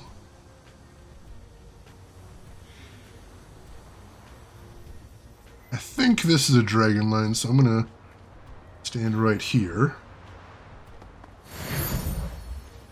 Oh, a medium one too, not bad. And then let's chain lightning this guy.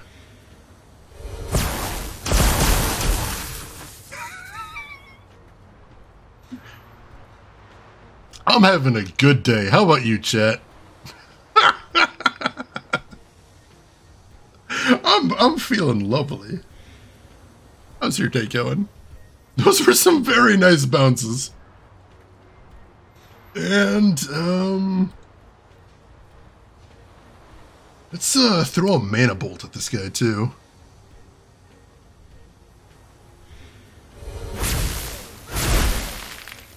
Alright, he's having a bad day. Certified.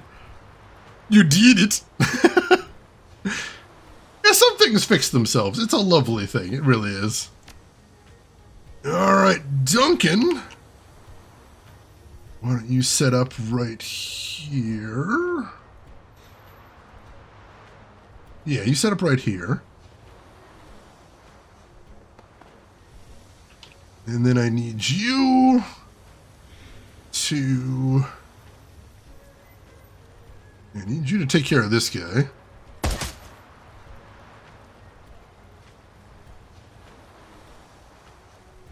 Let's see, is he at less than 25%? He is less than 25%. Let's see if we can get this to work again.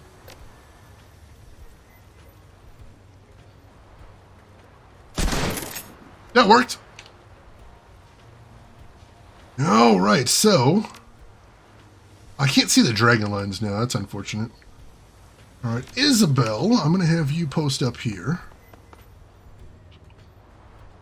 And then, why don't you see if you can hit this guy with a grenade round? Lovely. Alright,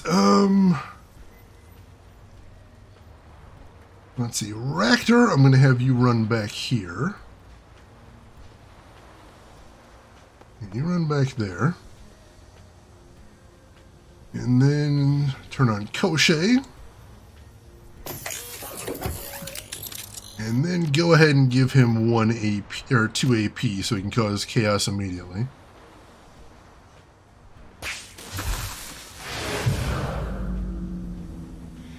Three of them is sleeping, one of them sleeping forever. We can keep working on that. Really, Geomancers are your favorite type of mage? Why is that? I'm curious. That is a very unique pick. I like it, though. Alright, so... snipe this guy. I really want to take care of the guys that aren't sleeping, actually. If I can get them, that'd be really nice.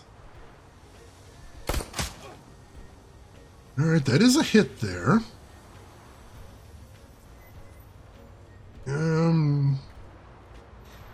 You post up right here.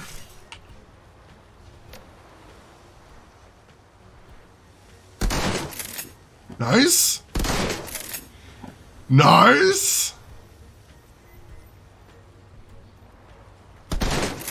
God, that shotgun is disgusting. Heals? How dare you? Oh, and they're making a break for it too. Of course they are. Alright, let's start with Max. Go ahead and cast Wild Aim. Very nice. Then Chain Lightning on this guy. Nice. And then how about a lovely Fireball on this guy? Alright. Not bad, not bad. Duncan, what can you do? Finish this guy off first. He's peas.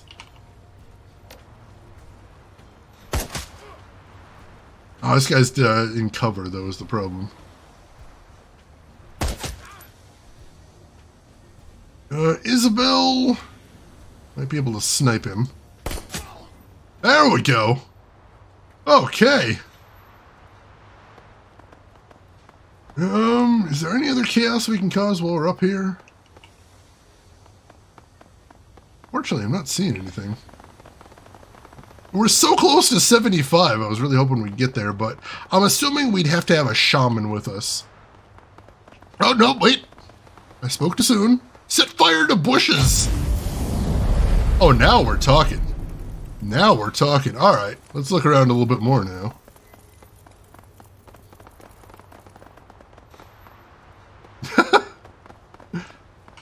Beautiful. What else can we do here? This is fine. Burn it. We got the bonus for hitting 75 at least. That's a good thing. Oh, hang on. Crack water pipe. That's 100%, and we got a karma for that.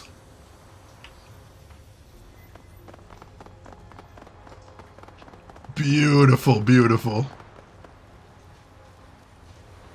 Alright, I'm going to save just to be safe in case there's any more shenanigans. But I think we might be good here. Love some DPS, that is always a nice thing. That spell was a good investment, holy crap. Did I just say Chain Lightning? I should have, that was a missed opportunity. Toss the corpses in the fountain. We got 100%, we're good. That's all we're getting paid for. Pee in the vortex, oh no. As you reach the elevator's control panel, you can feel the electric sensation of the chi dancing across your skin. The feeling is noticeable to those not even magically attuned. The disruption here is that strong. Behind you, the trapped and turbulent chi swirls inside the iconic Sky Tower atrium. You can actually see the air around the atrium warp and ebb as the chi surges and breaks against the obstacles around it, looking for a way to move, to flow, and finding none. The job is done. You have desecrated the Wuxing Lotus, and in doing so, blemished the prideful face of a megacorp. Not bad for a night's work. He turns his back on the temple. I think we did the job up to the client's standards, huh? The elevator arrives at the temple. Time to duck out the back door before security can respond further. Yeah, we messed that place up good. Chain Lightning! Let us know how it goes, LTG. That sounds amazing. The taste you can see! Oh my god. Wuxing won't know what hit them. The embarrassment of their own geomantic science turned against them will sit unfavorably on the tongues of Wuxing executives, and maybe even get a few people terminated. They'll know it wasn't just the building you battered. You sent a message. Everyone has a weakness that can be exploited. The change in feng shui should keep them spinning for months. The complete disruption of their chi and destruction of their temple will cripple the energy at this branch of the company. And with Wuxing focused on restoring the temple, it'll be a long time before they discover the full extent of your assault. Woo! And we got a crap load of karma for that too.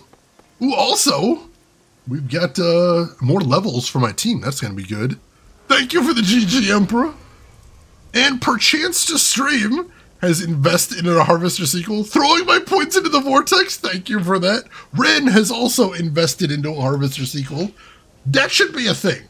So hear me out, hear me out. You know, a lot of games have the opportunity where you have your own house in the game, and you can customize the house by putting furniture in there. So that's what we'll do.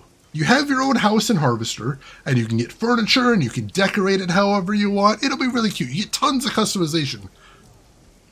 But what we don't tell the player is there's secretly a feng shui system. And if you decorate your house incorrectly, it actually makes you weaker and sickly. And the player will have no idea why. Why is my character constantly vomiting? And also, you know, constipated to the point of sometimes exploding randomly and getting game overs. Don't worry about it. Don't worry about it. It's probably fine. It's not because you put 2 couches against one wall. That'd be crazy. That's literally Animal Crossing. I didn't know you could decorate your house so badly that you actually get sick. Kellerman, that emote is so good. Oh my god. So yeah, that'll be fun. That'll be fun. A little bit of feng shui that you might learn. Probably won't, but you might. You might. Where do I put my wasp hives? Everywhere. There's no bad place to put a wasp hive. Alright, we get the final upgrade for each of the characters. Let's see what we got here. Everywhere! So Gobbet has a choice between Augment Spell Haste. Gobbet formulates a new version of the Haste spell that harnesses the latent wild magic of Hong Kong. Channeled Haste increases a friendly target's AP by 1 for 4 rounds.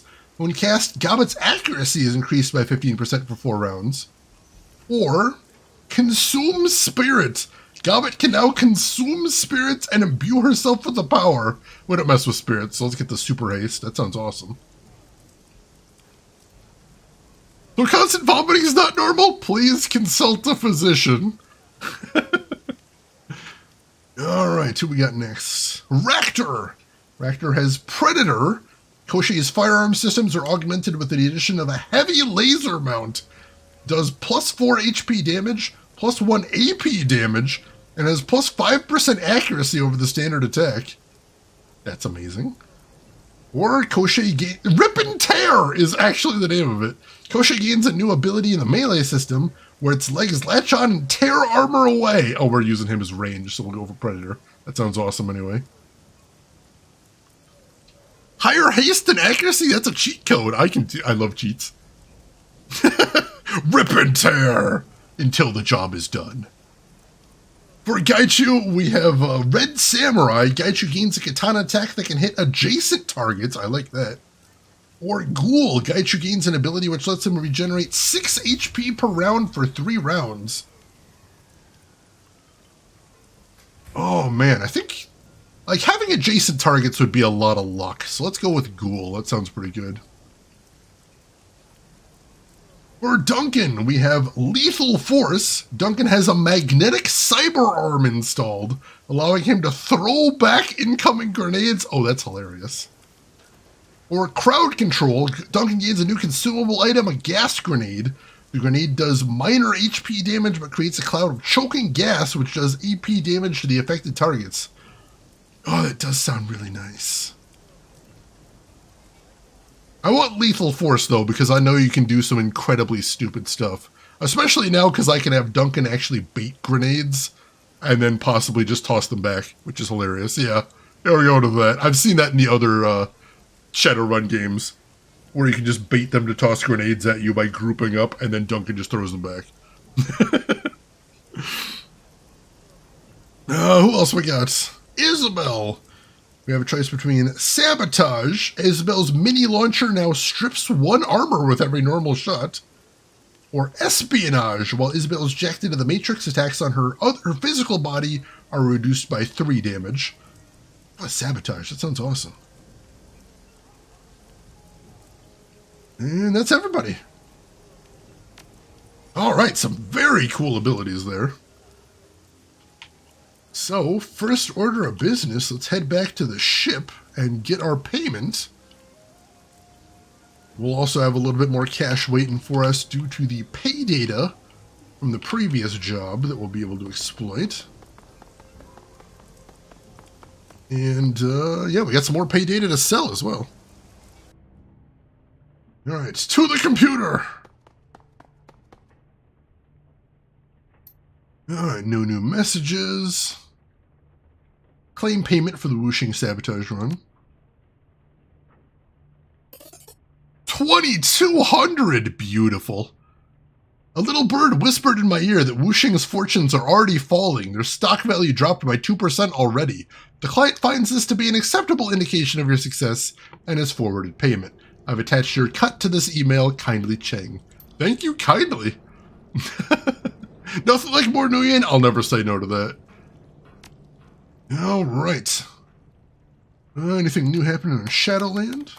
Oh, we'll get our pay data payment. Another 540. Beautiful. And we will post the Wuxing logistical data. There we go. And no new threads. All right.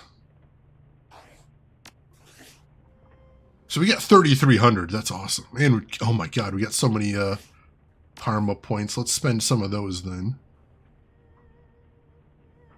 So what do we want to get this time? All right, so we already got spirit summoning, so we got a totem. That's pretty awesome.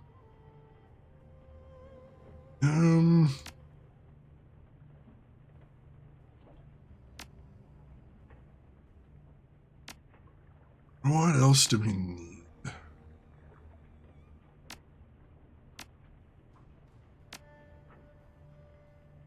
Alright, so it's probably time to go ahead and get a cyberware affinity. Let's go ahead and do 1 point here, 2 points there, plus 1 essence. Beautiful. And then from there, we still got 6 points left.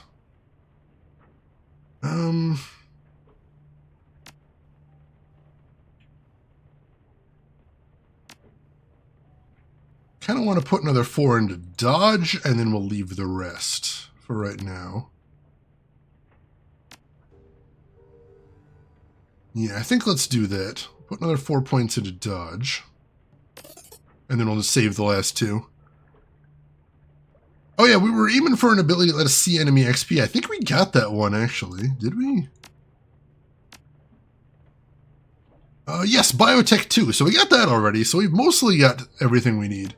So the only things we might want to get at this point is if we can get to... If we get to 6 cyberware, we get a 2nd essence point, which could be pretty awesome. Let's see. More body is always good, because that's just more HP. More quickness and dodge are always good, because I won't get hit as often when I'm on a dragon point. Dragon line. Don't care about strength at this point. Don't care about intelligence at this point. More wisdom and willpower is always a good thing, because that's my main stat. And then with charisma, we might want a little more charisma. We might want to just dabble with conjuring. See if that unlocks anything, but for right now we're doing good. Alright. Confirm that. Beautiful. Alright, let's check in with the crew real quick, see how everybody's doing. Ractor, you alright? Oh, he's got nothing to say. I'm really hoping Isabel is going to talk about the walled city now. I don't know why she isn't. I'm really worried that's a bug. Gaichu's got nothing to say. If there's anything new in his box. Ah, there's 2 new things. 2 things stand out. A small glass vial and a threadbare plush octopus. The speedrun of this game is just 2 hours 20. Oh man, I can imagine. Like, the quickest way to get through the game for starters is just don't do any side missions. That'll speed the game up considerably. Because there is a lot of those. No bugs reported with Isabel and Walled City. Shoot, thank you for looking, Rin. I appreciate that. Alright, examine the vial. Small vial is filled with clear fluid, and a small brownish-gray worm is floating inertly within. There's no label nor any markings on the cork to indicate what the worm is or where Gaichu has kept it. Gaichu, is this vial some kind of science experiment? Gaichu grunts, not bothering to look at you. The Japanese mountain leech. Okay, but why keep it? At this, Gaichu turns to face you, and you see that he is grinning wickedly. Have you heard the story of Izanami and Izanagi? The Japanese creation myth? Yes, the same. Most Japanese know that Izanami and Izanagi birthed 8 children, each one becoming an island in the archipelago. Far fewer know that these were not the pair's first child, however. The pair's first child was known as Hiroku, the leech child. It was deformed and disgusting, without limbs or bones. As a creature that sucked blood, it was a parasite, and served no useful purpose, so they cast it into the sea. Some say Hiroku became Abisu, the god of luck and fishermen, but I believe that to be a later confusion. In the oldest tales, Hiroku lurks in the darkness at the edge of civilization, avoided by the kami, but unmolested by them. As the first child of Izanami and Izanagi, he had great power and could destroy any kami that attempted to harm him. Perhaps it is a reflection of my own state, but I like this story. The creature of disease and disgust that cannot be killed because it is too powerful, yet is forever condemned to stay in the distance beyond the firelight. A little like myself, no? I can see it. That's what I'm thinking too, Siamese, but I'm hoping. What about this octopus? The ragged plush animal has seen better days. The purple fuzz has been mostly worn away, exposing the fabric underneath, and there are slightly darker spots on both sides of the toy's body, presumably where eyes once were. Before you can even ask a question, Gaichu raises a hand to silence you. His name is Taku-kun. My mother gave him to me. No, I am not ashamed of this. I'd never be ashamed of keeping something your mother gave you. Gaichu's eyes narrow and he sniffs at you as he tries to determine whether you're making fun of him. There is almost nothing in my life I have to remind me of my family. This is the thing I kept to serve that purpose. Alright, but why an octopus? Because I like octopi. Gaichu still seems uncertain whether he should be angry or not. An octopus is a clever creature. It knows how to conceal itself, how to open jars, escape from tanks. There are worse things to be reborn as an octopus. There are worse things than to be reborn as an octopus. I've always admired them for their talents. No one knows what an octopus is thinking when they look into its eye. They only know that they are being studied, just as much as they are studying it. With that, Gaichu reaches out to take the plush toy, placing it gingerly back in the box. I wasn't making fun of you, dude. I think that's rad. I thought that was rad. Wasn't making fun of you. It's a Squishmallow. Love them Squishmallows. Squishmallows are pretty awesome, I will admit. Alright. Duncan, you doing good? Duncan's got nothing else to say.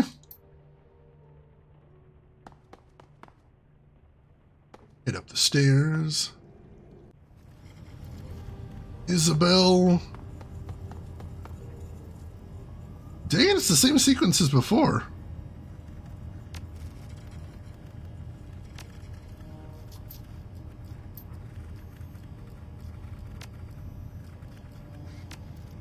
Nope, nothing. So ridiculous. Any thoughts about that last run? You know, that whooshing run is the kind of thing you'd never see outside of China. Nobody's going to hire you to run around tilting paintings and breaking potted plants in Stockholm or Florence. Here, though, that stuff has real power. I've seen it work.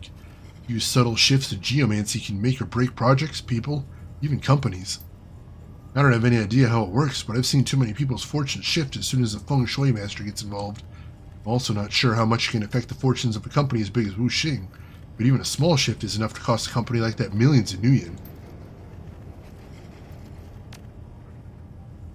Still nothing.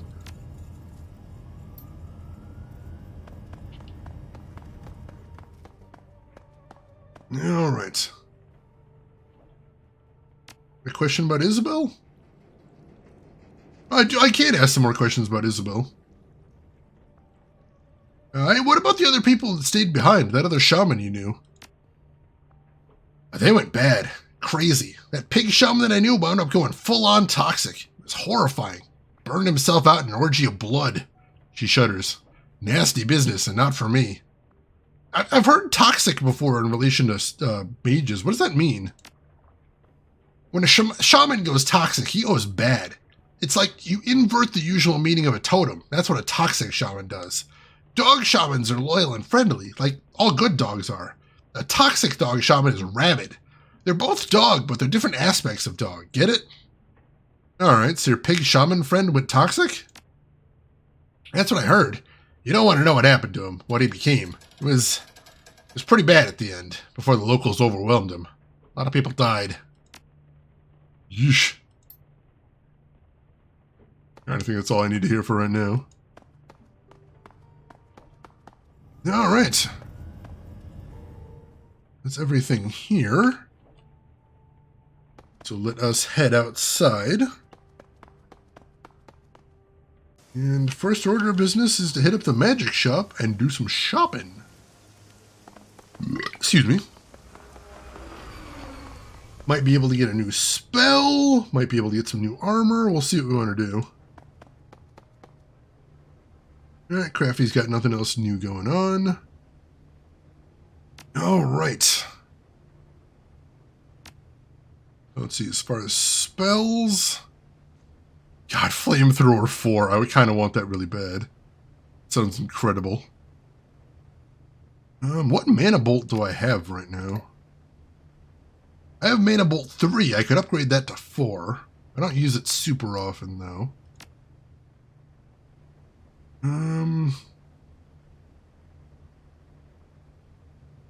Those are kind of what I want to do here.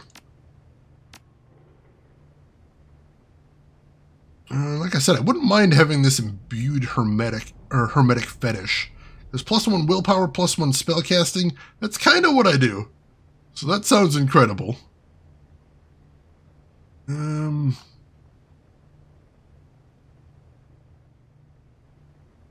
requires Conjuring 1 to get +1 Charisma. Kind of want that. I've got enough, got the points for it too. I don't know if I've got the cash to buy it right now, but I want to do that while I'm thinking about it. May as well. Just 1 point's not bad for that.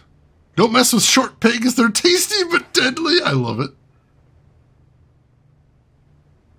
Alright, so let's do Conjuring 1. There we go.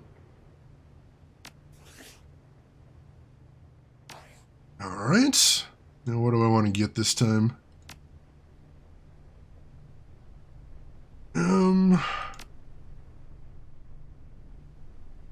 I could get a new Power Bolt, but though honestly I have enough spells right now, I don't ever need to be using my regular spell. Let's see, I've already got a nice Chain Lightning. God, 30 damage is just disgusting.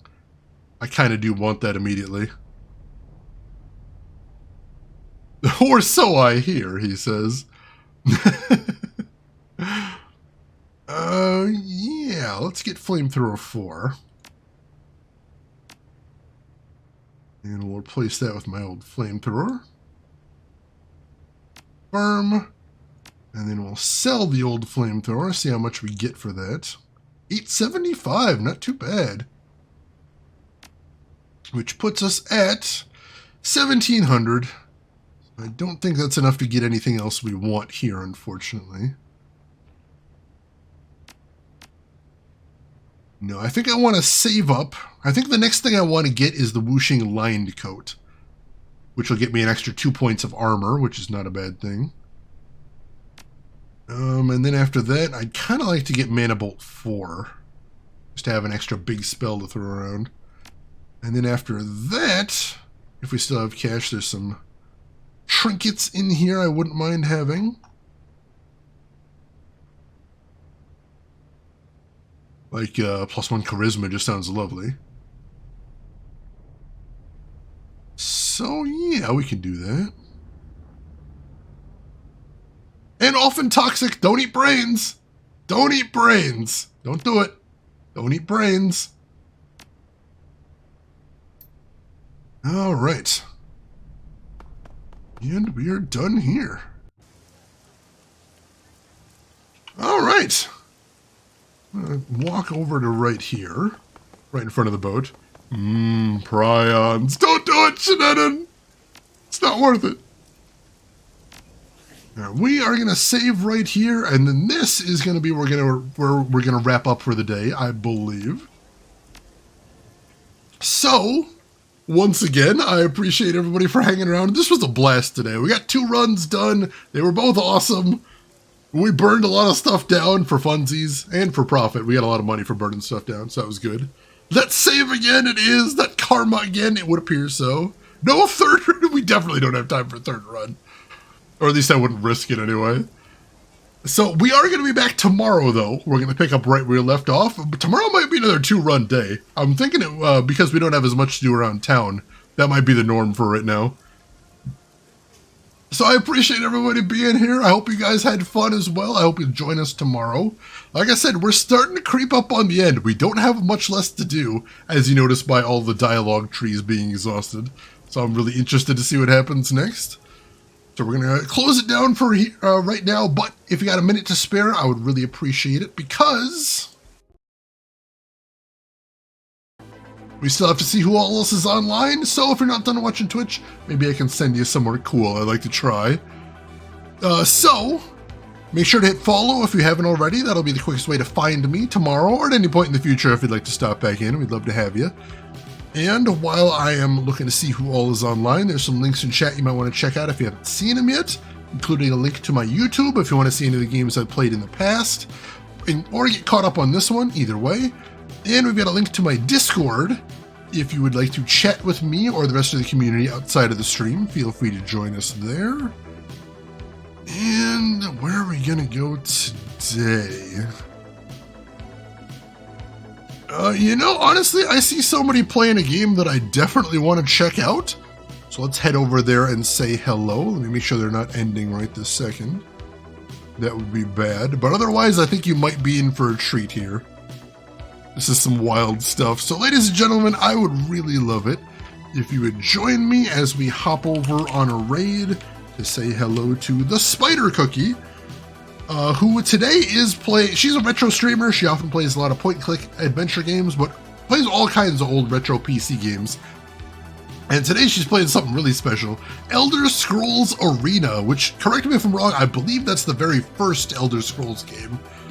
Wildly ambitious and janky as all get out. Oh, so this should be interesting. Why don't you join me over there?